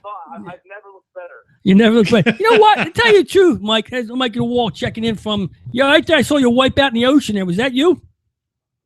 Yeah, it's me. I went down to Tampa. Yeah, I know you went down to Tampa. We saw that on the Facebook. You wiping out. Was that you and your girl wiping out in that whatever you being drug in? That would be I.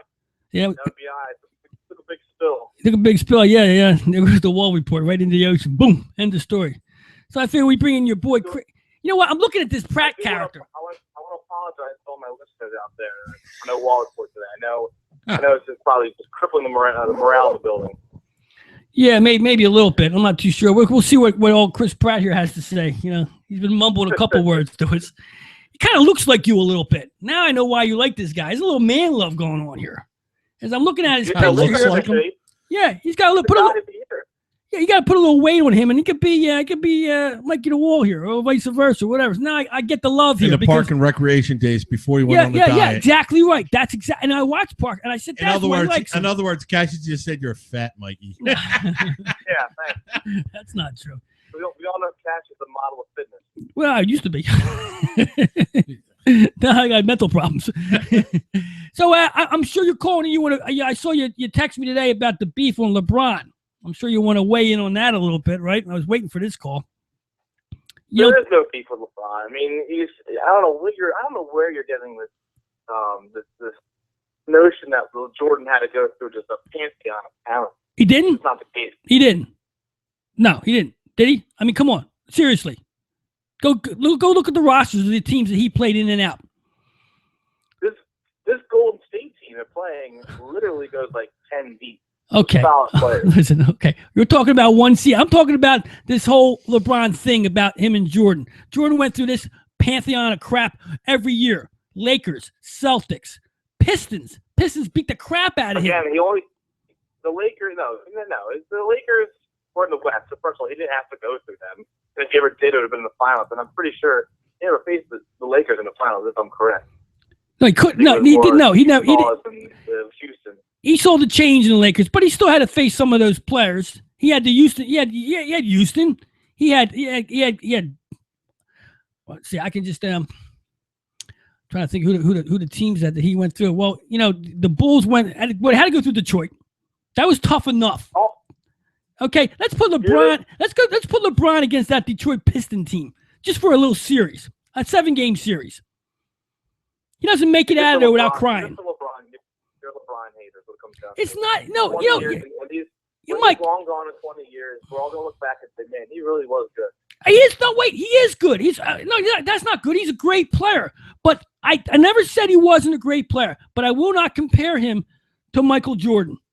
Okay? I will not compare the talent of the NBA now as it was 10, 15, 20 years ago. This league sucks compared to what it was back then. Like I said, the Lakers had a bench that could be an all-star team in this NBA. So false. That's so untrue. That's so you've got to pull these rosters out and compare it. I mean, come on. You're glorifying the old. Everybody does. Everybody glorifies the old days. Everything was so much better. It's not that. I'm sure back in the 90s. I'm not glorifying it. You keep, Mike. You guys, you take it. What I'm saying is, I'm not glorifying it. I'm telling you the difference between the two players and why one isn't in the same sentence as the other. That's what I'm saying. Not yet, not close. You're saying that the benches in the 90s would be all-stars today, and it's so not true. A lot of the benches would be. A lot of the benches would be all-star players in this league. Absolutely. Because back then, you had to be that good to make a team. Oh, this argument. It's not an actual argument. I'm just my point being is that when LeBron James enters an NBA season, who's he fearing? Who is his competition that year? Is there a player that he can't wait to see get a hold of? Is there somebody coming at him? Is there that player in the league that he thinks that? Starting now, it's going to be Curry. It could be Harden. It could be Kobe. Now, Mike, I asked him earlier. Curry's not in the same ballpark as LeBron. I don't know if Mike, you were listening, or I asked him, is anybody who is the next best player after LeBron? He's probably not. He's probably not even in high school yet. Whoever that is. So I mean, active in the league right now. Who's this next best player in this league? After LeBron, next best player is Curry. Curry's next best player. Curry's the next best player. Okay. I didn't know that. And I'm saying it because I plead ignorance because, like I was saying earlier, I don't know. Whereas back in that day and age, I did know a lot of the other players. In this day and age, I don't know if there's any more than 4 or 5 superstars in the NBA. I couldn't name 4 or 5 more than 4 or 5 right now, and it's and because. I understand, I finally understand your perspective because you would you be hard pressed to name 4 or 5 great players in hockey? Not him. He doesn't watch hockey. Am I able to right now? Yes. No, exactly. So I understand that your perspective on it. So I defer to you. But what I think he is saying is he understands that LeBron is the best player in the league. But when we were growing up, there were about 10 or 20 really good players. And if you can't say what's that? There are 10 or 15 not really not LeBron. No, not LeBron's category. There isn't. No, there isn't. Of course, there's nobody else knows in LeBron. There's nobody else in Jordan's league. No, there was players that were in Jordan's league, but not as good as him. I mean, when you put it, he was the best, but there were other players that could have nights and take him down too, but not a regularity. Unlike LeBron, he's got nobody out there that fears him. When he comes to a stadium or a venue, there's nobody there where, okay, we're coming here to see LeBron James, and it's LeBron James and nobody. When you saw Jordan go against Barkley, when you saw him go against Malone, all these other guys, you had your one-on-ones, you had players. You knew there would be a chance. There's a beef going on there. When LeBron comes into the stadium, there's nobody else, and that's because the talent isn't as good. It's not close. LeBron is not that much better of a ball player than the players that I'm talking about. Go back to the Max Johnsons, the Larry Birds, back in them days. Okay, he's not that. He's in with those guys, but he's not that much better than them. If he's better than them at all. But my point being is, there's no other talent in this league to even give LeBron James a ride. There might be teams that There might be teams that can beat his teams. Okay, but when it comes to a one-on-one, he is the king because there's no one else even close to him. And I don't think it's because he's that great of a ball player in this time. I just don't think there's enough talent in the NBA to match up to him. I think he's one. It's just that he's such a different player. When you have Jordan's a guard. That's all he is. When you have LeBron, he's a guard, but he's also a big guy. He brings the ball up, but he also rebounds it. And so he's not going to cover the Steph Currys, or he's not going to cover. Right. I understand that. I understand that stuff. But Jordan could take over a game. He could take over an entire game, no matter who's in front of him. I mean, you tell me, who's a big guy in this league? Who's a center in this league right now? Who's the main center in the NBA? The best center in the NBA now, and since Dwight Howard fell on the face of the earth, I don't even know. Dwight Howard's it? Yeah. Did you say Gasol? Right. Well, you're naming 1 or 2 or 3 players. Back then, I'm telling you, my man, every team had a big man. A big man that could stand in the middle and play. They had the talent back then. There was a big guy in the league. The game changed. It's a faster game, so it's not about the big man. Now it's about the LeBron, about the Durant, about the Westbrook. I understand that. And that's the game now. Right. I understand that. But you gotta feel the point that I'm bringing out here about when you day in and day out, when you come to the state, LeBron goes, all right, I'm playing, we got the Sixers today, and then we got the Miami Heat. I'm just taking teams, and there's nobody, all right, we're going to play this game out. We got some players. There's nobody we have to worry about. Just play my game. There's not that competitiveness to the competition is not there for him. It's almost like a boredom for the guy. Look where he's at with this team. He brought this team to the NBA Finals. Okay? That's saying something for him, but what's that saying for the rest of the league? And if you take Steph Curry out of Golden State Warriors, are they here? Does he have a supporting cast without him? See, that's the point. Without Curry? Yeah. If the Lakers won championships when Tragic was out. They won it when Jabbar was out, and other players. They had so many good players on a team. It wasn't always about one player.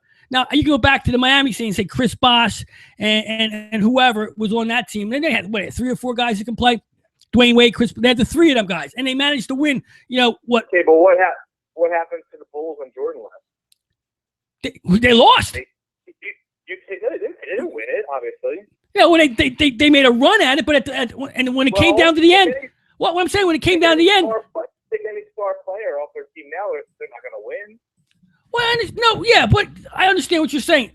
But the Jordan thing is different. He left, and he came back and won 3 real fast right afterwards. He gave everybody an opportunity to win.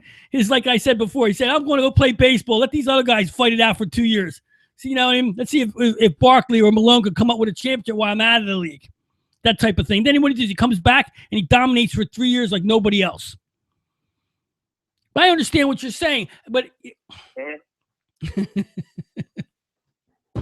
I got to say this, Cash. I was listening earlier. You guys started talking about hockey, so of course I just immediately tuned out. But Forgot where he was. I will say, I believe it was Saturday night. I had the honor of going to. I'm here in Tampa. Yeah. I had the honor of going to a Tampa Bay Lightning Game 2 party. No, Let me just say this: you're not going to find more fair weather fans than you're going to find here in Tampa. They were living and dying on every play, and I'm looking around like, you people didn't even know you had a team 6 months ago. That's Florida. That's Florida sports, man. That's any general. Team in Florida, though.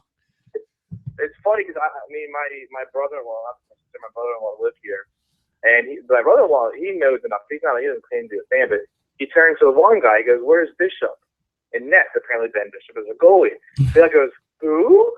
And I was like, and he goes, "All right, never mind." But they didn't even know who their starting goalie was. Yeah, they don't have. They just wait for this. He sharded himself. That's the answer to that question. He shit. Why did he play? We still never got an answer. He shit himself. He had to leave the game. He had diarrhea. Did the chance? Yeah, that's the truth. We ain't making that shit up. He shit himself. Even Chris Pratt couldn't make that up. Yeah, hey Chris. If I was in the midst of my wall of court research, you know that'd be on there. Yes, I know it would be. In the spirit of it, I pulled it up. The spirit of it, yeah. The spirit of the missing wall report tonight. Absolutely. All right, guys, going to check in with you. I gotta get back to my Lightning Game 3 party now. All right, Mike. Thanks for. Well, they ain't doing so good. I think they're down 2-1 now. Thanks for trying. Hey, it's a shame you missed up the new setup here, man. We got it all hooked up here now. The new studio. You know, things are happening around here. Sports lunatics. I will say your third show is phenomenal. All right, man. All right, my man. We'll see you next week. Take care. All right. Thanks, Mike. The Wall checking in. Is he right? Am I wrong? Is he right? Is what he's saying he's right? I think, it's not a matter of right or wrong. It is what it is. And night in and night out, the players were different. Now, he said to me, we put me in a spot there. He said, well, Jordan left the Bulls for 2 years and they lost. They couldn't make the championship.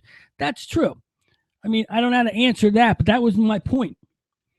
My point is, first of all, winning 8 in a row is almost impossible. My point was Jordan. Everybody keeps taking when I put Jordan versus LeBron together, they take it out of context. I'm not talking about. You're not putting down LeBron. Right? Exactly. They think you are. Right. Exactly. I'm not a LeBron hater. Okay, I don't like the player himself because some of the things he did. He didn't. I like athletes who they savor the moments of what's going on in their lives. They're NBA players or sports players. They be nice to people, enjoy your money, have a good time. Don't make the game bigger than it is, and don't make yourself bigger than the game. Mm-hmm. That's what I like in a player. As far as this comparison thing, it's almost like what went on when Jordan was so great. They were comparing him to Wilt. And finally, everybody got it through their heads that he's not the player Wilt was. No. Okay? And let me tell you something. Wilt saw better talent than LeBron's seeing. Okay? Wilt went up against... You might be trying to get him to call back. Wilt went up against those Celtic teams every other night. Follow me? Yeah, I'm with you. Yeah, I don't think Mike fully understands what I'm talking about because he always has me as the hater of LeBron, but I'm not. I just don't want to hear about the comparisons of Michael Jordan when he's on a plateau all by himself until someone knocks off. And I don't think it's good in this sporting climate and the way sports is. No one's knocking Jordan down. No. The NBA. I don't care how many championships LeBron's in. The bottom line, you have never faced the talent in the day in and day end competitions that Jordan faced in his career. That's it. End of story. Well, I just pulled up, I got it here, Chicago's runs. The years that did 93, 94, and 94, 95, when they weren't in, right? They lost in the conference semifinals both times. They made it far. Yeah, they did. They made it far. So, but that talent that Jordan was facing them years that he was beating up on him, those guys, those exact same guys, who did they lose to? Who did they get beat out? Those years, were the Pistons win it that years? Knicks. The Knicks won that. Yeah, but they went to the title. Knicks in '94, right. And then Detroit, right? Magic in '95. Oh, was that was Shaq's first championship run? That was his first time. So you're looking, what's that? So two mediocre teams made it to the titles those years. And who did they both lose to? Houston? Who? The teams that made it to the title. I don't know. I just focused on Chicago here because I was curious. And here's the funny thing. Okay. Back when, I don't know if it meant something, the All-Star game, we always make jokes about it. But the MVP of the All-Star game the year that Jordan wasn't there was Scottie Pippen. Yeah, there you go. Yep. I don't know. And then of course Jordan comes back in '95, and it's like Michael Jordan MVP, F MVP, A MVP. The coach. It's just like are you kidding me? Everybody on that team was Jerry. I don't remember. See, I don't remember. Bill Cartwright. You had a bunch of guys. Cartwright was from the first three. He had a little different cast. The second three. Yeah, Pippen's the only constant on that team. Cartwright was the first. I forget who the center was on the other one. I don't know.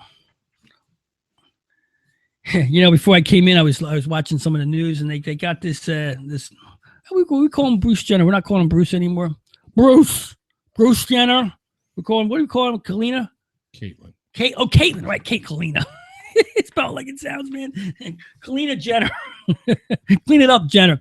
So it looks like he's been named in a lawsuit. First time. This is in connection with that crash he had in on the Pacific Coast Highway outside of Los Angeles. I mean, the driver of one of the cars that didn't die, is suing Bruce for something. All that cash he's going to get for all the chaos he's starting with his sex change or whatever it is. But I was talking about it last week. What happened to that accident? How did he sweep this on? Well, evidently he hasn't swept anything under the carpet. No, nothing. It's coming out here. I know somebody died in it. See, the problem is somebody died. Yeah. And you're not going to talk about it. They're going to speculate on it. Right. And he's not going to talk about it. I mean, come on. You're involved in a fatal hit and run. Whatever. I'm looking at some video on this thing, and I see him walking away from the accident. Like he didn't get touched. He's got his hands in his pocket. He's walking away. Like, and the two cars that hit slammed the crap out of him. What was he texting? If he's texting, that's just like drinking and driving, man. Same thing. I don't want to nail this guy. I don't care what he's done. I just don't like the hoopla that's been brought out on this. It's just annoying me now. And then I hear ESPN's got him up for the ESPY Awards for the most courageous person. Now, a lot of people are upset about that. And I can understand it. I can understand why people would be upset. And then there's people. The problem is what courage is. What courage is different to many people. Courage. It takes a lot. Courage is, and I'm going to tread lightly on this because not me. I know you're not, but courage to an Army guy is a hell of a lot different than courage to a 15-year-old kid that's getting bullied in school because he's gay or whatever. Okay, I understand all that. It's a different kind of courage. Is it courage nonetheless? Yes. And there's a lot of people that will say this. That's great that he did that. That's great. And they take nothing away. It's the same thing with your LeBron argument. Take nothing away from what he did. That's fine. If you want to do that, that's your bag. Go do it. The problem is it's not really, how's it to do with sports now? Because he was the decathlon winner. That was 20 years ago or 40 years ago now. That's not the point. The point is there's a lot of people, and you'll see the Facebook shares and the posts and all that crap.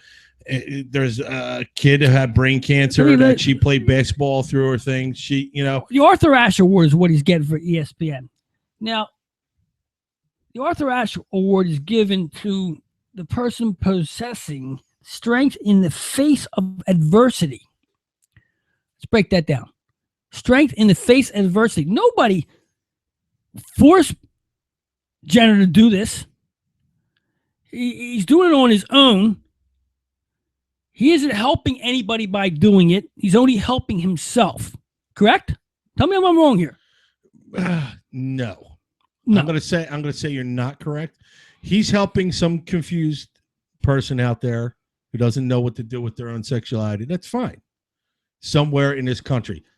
I don't agree with the grandstanding of it, but somewhere, yes, he's helping somebody out there. If you're going to do it, what you should have done, what I think you should have done to better serve people is just go out in public like that. Skip the Vanity Fair cover. Do it. And then 6 months from now, say, I'm doing the Vanity Fair cover. This is what I've been for 6 months. Unfortunately, the person that he thinks he's helping can't even come close to affording what he's doing. Exactly. Well, okay. That would be my next point. Okay, so when he comes out and says, this is what I'm doing, and this is the kind of treatment I'm getting, because he can afford to do something like this. He's not inspiring somebody else. He's probably depressing the next person because they think, well, I can't do this.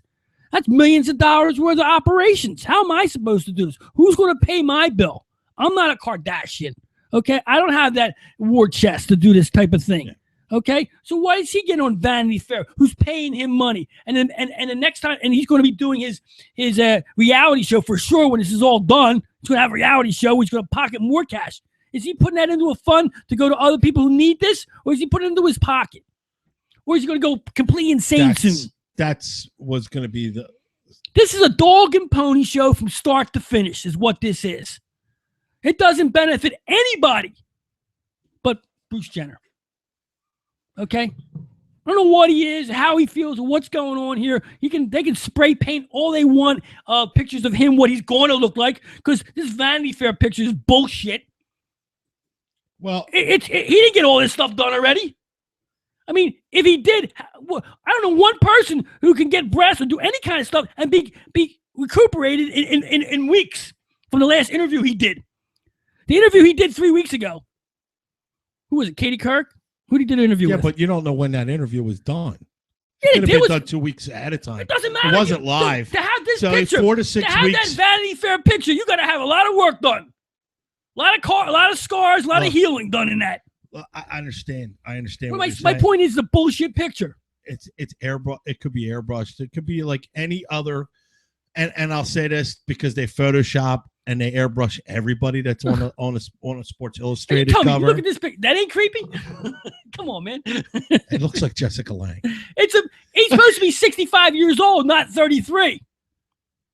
Okay, does that look like a 65-year-old woman? No, because he's trying to make himself pretty looking. It's not a matter of him being a woman at 64. He wants to be a woman at 35.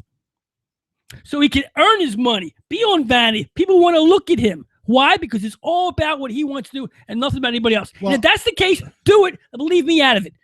I don't need ESPN shoving this guy down my throat. I understand. And apparently you're not the only person that feels that way. There are a lot of people that feel your way. Clint Eastwood. Yeah, my boy Clint.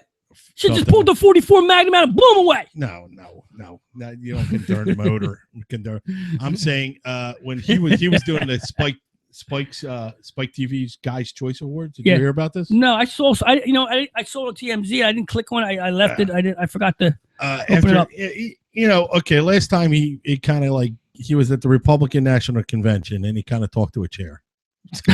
Remember? Yeah, I understand. Okay, all right. So we're gonna take all this next bit with a grain of salt.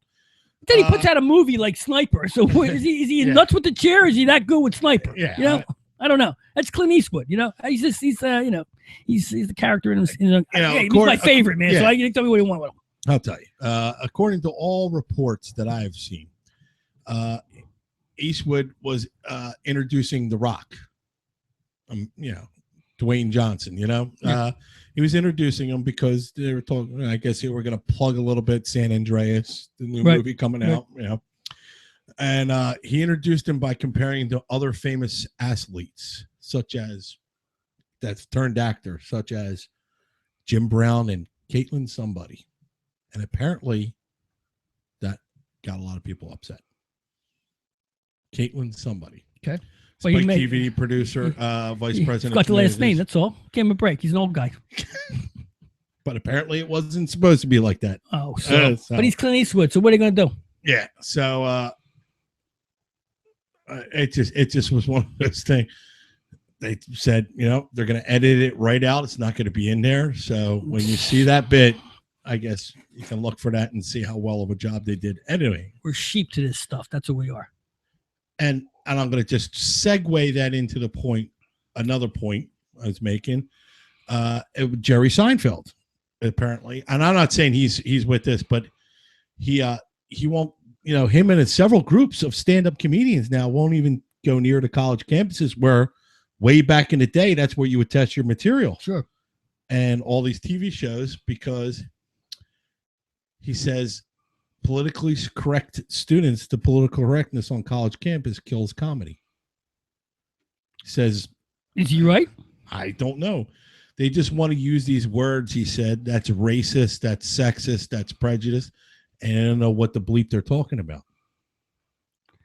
So, and he's not, comedy is no longer comedy anymore unless everybody's laughing.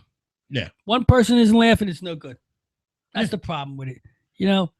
It's a shame what's become of this world. And I blame the social media because you can't get away with saying anything anywhere without everybody finding out about it. Well, you can't do a small comedy shop and do your shtick in a comedy shop because someone's got a phone, Instagram, or your right. You can't get away with anything. Even if you wanted to get away with stuff, even if you're allowed to get away, you can't. If you go to a venue, if you come out there like you're Red Fox or George Carlin at the time, Eddie Murphy, or Richard Pryor. Yeah, right. But I'm saying the point is you can't be politically incorrect and funny at the same time anymore. You can't say the N-word. I can't say the N-word now. I can say it if I want to on here. But I don't say it because I don't want the recourse from it. But really, I see it said all over the place. I hear it all the time. Now it's starting. Yeah, well, I mean, even on shows, it's starting to come back a little bit because the sensitivity of it is starting to wear off. It's not a big deal anymore, especially because it's said so much by African American people in the first place, constantly. As a joke, as a reference. As a joke, as a reference. As my buddy. Yeah. No, yeah, that's my. It's funny. It's funny. It's gotten to the point where, it's so bullshit. It's so bullshit between the political correct, the religious crap, blah, blah, blah, blah, blah. And then you look at these clowns running for president on the Republican Party side. I'm a Republican. What am I going to vote for here? Look at these guys. How many? 32 people running for president? It's always like this. You know what? Never that many people. Never that many It clowns. starts off like this. And it starts off like the usual suspects are up there every year. It starts off like this, and It's you'll have the horse. man. It's like a horse race. All these horses will start dropping out when it comes down to American Pharaoh being the true, the winner. It always starts off as a big field. I'm voting for the guy. I'm voting for the guy who's going to come in there and want to. And it's a joke because none of them are going to do it. Everybody's got religion on them. They got race on them. They got everything so politically correct that you can't. They're all saying the same thing backwards. I will vote for the first person that says, "I'm going to give you money back." Yeah, a bucket of it. I don't care. I want the first person that says I don't have to spend $100 every time I go to a doctor. There you go. 50. All right, you're in. I don't care at this point. It's not about Republican, Democrat, Independent. It's about make me a promise that I'll make more money under your presidency. Yeah, they can't even promise that anymore because they don't know. They have no idea. You got to be a future reader to be able to do that, and that's not happening. We'll get into politics. Pull me away, bud. Pull me away. Get out. Get out while you can. I need the B report here, man, to pull me out of politics. Don't get me started with that now. Then you'll get me into religion, then we'll be shut down.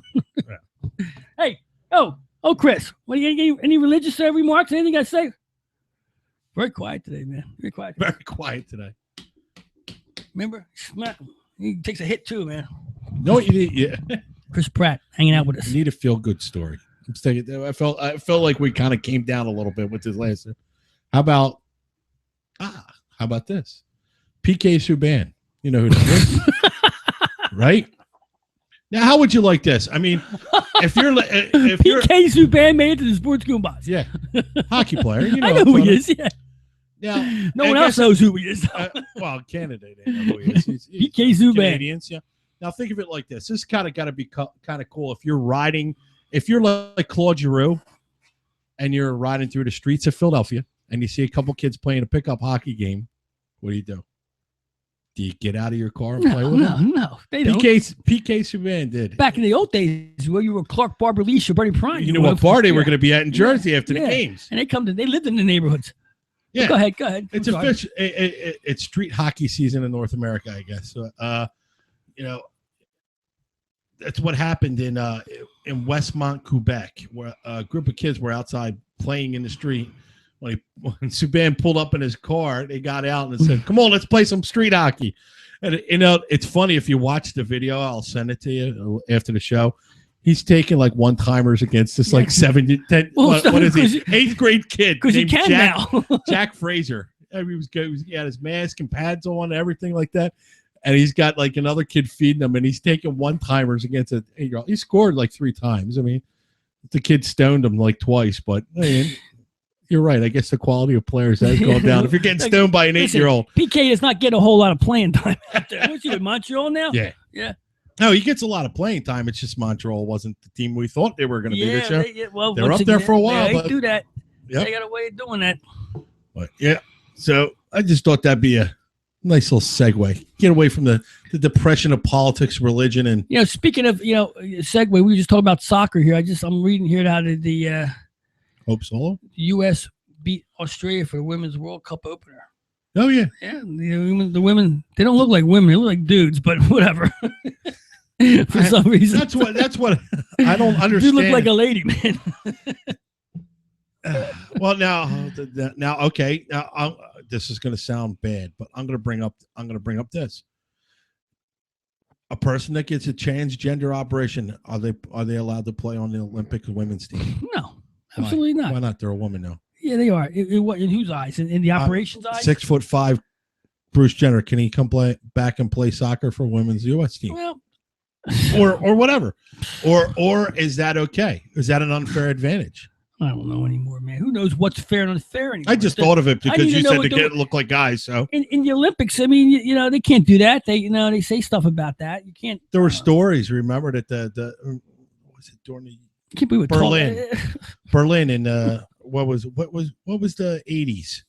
Where was it's embarrassing, man, to talk about this shit, man. I mean, you think about sports in the 80s. They were. Yeah, they had a couple. There was a couple German athletes females that became. No, they were taking so many male hormones. Yeah, they became female. No, they were scaring the other female athletes. I'm being dead serious. This is all Frankenstein shit, man. All this stuff, all this Jenner, it's all Frankenstein. It's all taking A body and putting the B. Before you know it, it'll be chopping heads off and putting heads on other bodies and stuff like that, and robot halves. It's just the start of it, man. The fact that they can make him a woman is scary enough, right there. I mean, first of all, the pain, the whole scheme of it and everything. I mean, come on, it's Frankenstein stuff. Is it sanity? Or is it insanity? Which is it? It's all perspective. All perspective, right? It's all how much money you can make. Tiger Woods shot an 85 the other day. He's catching up to me. You just go to that? I just saw that. He shot an 85. Woods is done, man. He ain't getting the right stuff at home. She's gone, and he ain't picking up good stuff because he's shooting 85s. He was better when he was out playing the market. I'm golfing with guys who shoot better than that. Poor Tiger Woods. I watched golf yesterday. I watched a little bit, little Sunday golf. I didn't know who. I mean, who was? I don't know who was even golfing. There was a playoff again. It wasn't exciting. Definitely wasn't exciting. I watched a couple holes at the end there. To get my golf, Jones in or whatever. Still like to watch a little bit, but I'll tell you, without him in there, or out, golf needs its characters. That's what it needs. It needs, I looked at it. And I enjoyed it. I didn't see any this week, but I've enjoyed it. And I will beg to differ. Golf does not need Tiger Woods. It's got a fair variety of people out there that I think can hold it. They're not Chris Pratt. They're not Chris Pratt, but they're definitely. What do you think, Chris? You ain't said enough for the show. What's he doing with Mikey's headphones? I don't know. He's got Mikey's headphones on. He's not. Get out of here. Enough Chris Pratt. Down for the count. Hey, listen, you come to the show, you're not going to contribute. You're out of here. Chris Pratt. Enough of that guy. Hatterberg. It's Hatterberg. What were you saying before I lost my mind there? I don't even know. We got to have a rule. When one of us is talking, the other one's got to pay attention. Somebody's got to pay attention when one of us is talking. You know, if golf could have some characters, that's what we were talking about. You know, it's what if you can remember even the Chichi Rodriguez is when I was a kid. You know, there was a couple other guys out there who had characters. You know, they just weren't the same old guys with the Nike caps walking down with their faces covered, and then saying these guys had a walk to them, they had a strut, they had some kind of comedy to them. They had something about them that made you want to follow them back then. Now the money's so serious that no one's willing to do this. God forbid you have a Chichi Rodriguez. God forbid somebody takes their club and makes like a sword of it. They'll say it's a slur. Oh, hey, he's offending Indians with a sword. I can't do that. The Vikings, they'll say something. Guy's got to put his club right into his thing. God forbid he even throws his club now. You know, the etiquette in golf is so blown out of proportion. I mean, there's the rules of the game, but you can be a human being. Maybe that'll attract more people to watch the sport instead of waiting for Tiger Woods to come back every year, which he doesn't do. No one has taken his spot. No one stepped up and been the next Tiger. Everybody's vying for it. Yeah, everybody's trying but to. But they can't do it. That's the entertainment. I like the entertainment. And guess what? You know what? You're not going to have somebody take his spot right away. Yeah. It's not going to happen. His spot's drying up. The sport isn't drying up. I still think that the matches. Look, we all knew that. Like, if it was game, what do you call it? If it was day 4, and Tiger Woods was within 2, odds are we knew Tiger Woods was going to win. You didn't bet against him, especially when you see him in a red shirt. You knew, that was it. He was winning. If he was in contention, he was winning. Okay. At least nowadays you're watching it, right? And there are 3 or 4 guys in it. There are people in it that I never heard of before. I like that. I like it. I'm not saying the golf isn't good. It's the entertainment's not there. Tampa Bay just scored with 3 minutes left. Take a 3-2 lead. You have to look up. I just told you. I thought last I saw it was 2-1. I'm just surprised. Just saying, you know. That bar's gone crazy down there, Mikey. Yeah, they're high-fiving all over Bishop the place. just scored. That's what they said.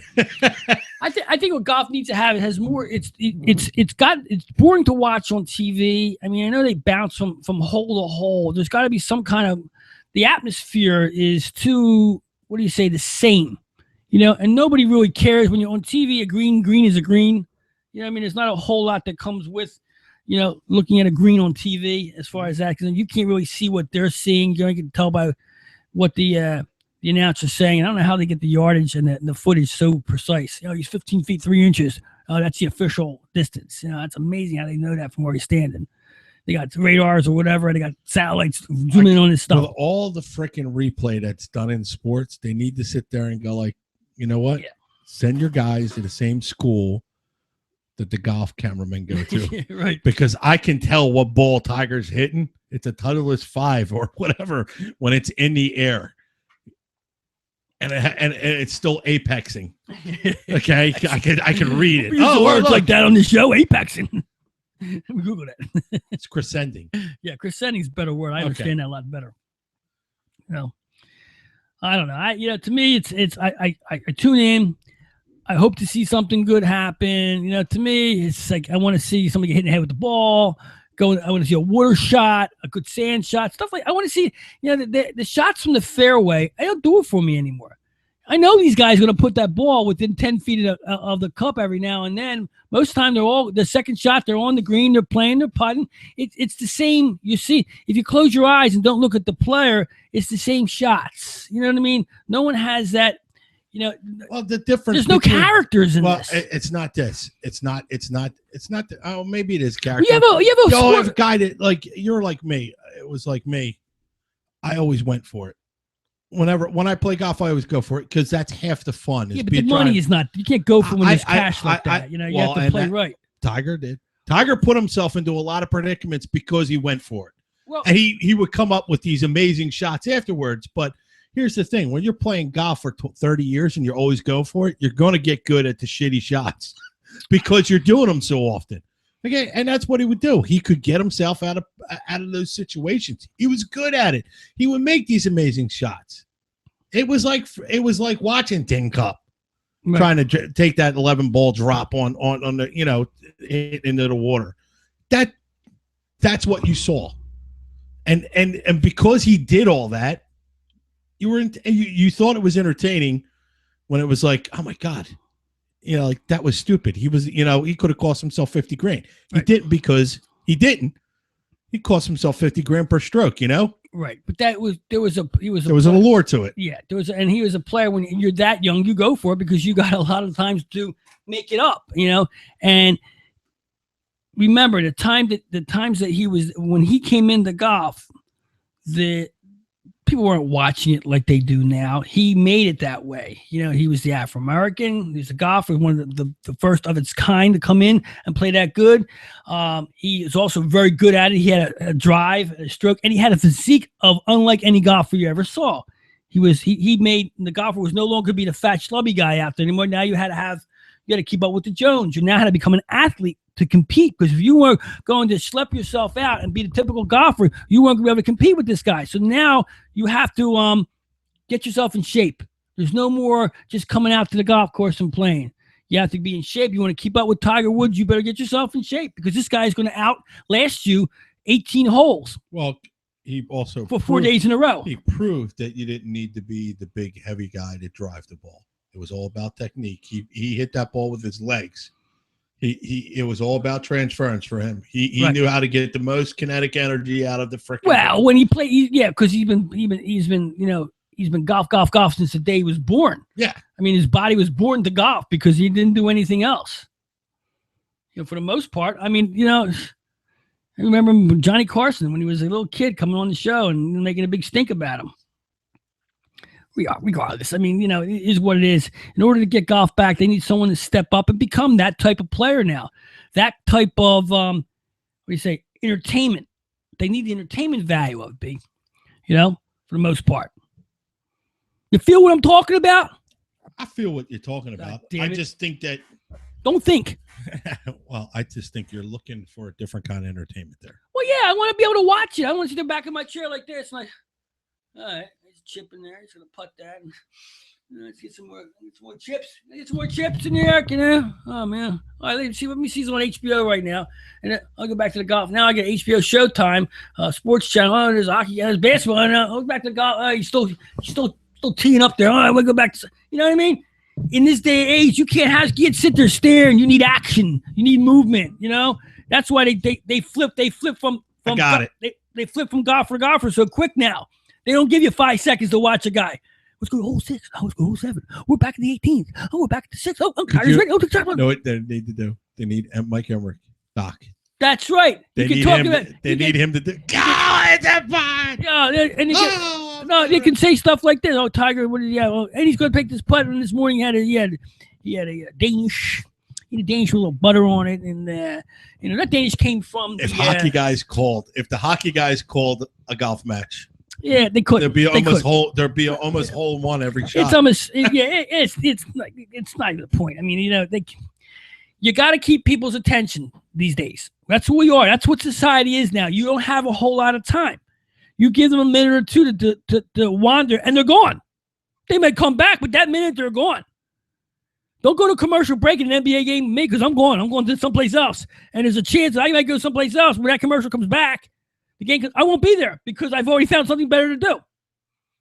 The worst thing in sports is the commercial break. Any sport. Because you're running to the bathroom, you're getting refill on your beers or your It's not even that. It's not even that, B. I'm just telling you about a game you're into. No, but it's not that. It's the fact that commercial makes me flip. I go to something else. I'm not going to watch the Coca-Cola commercial. Well, anybody does. No one wants to watch. Who watches commercials? I mean, come on. What are you watching? Another Coke commercial? Another Allstate commercial? I mean, how many times can you see the same crap that they're selling you over and over again? It's either poison or you're getting ripped off one way or another in a commercial. Am I right or am I wrong? You get ripped off by an insurance company or you're drinking poison Coke, Pepsi, or whatever crap they're putting down you. And then they bitch about marijuana, right? What are you going to do? That's another day, another story, another time. I'm Cashy the King. I got my chef to the left, Brendan B. Yeah. Mikey the Walls out there in Tampa Bay. We're skiing and peeing. And Chris Pratt's on the floor down here because he had no contribution to our show whatsoever. You got to be able to bring it. That's right. You want to come to Sports Goombahs, you got to bring it. Cashy the King, chef to the left. This is the Sports Goombahs, live from the 5-1 studio in Bucks County, PA, as usual. Come see us next week because we're going to be here. Have a good one. Love that song, man. It's our song. They can't take it away from us. Like the other one. Yeah.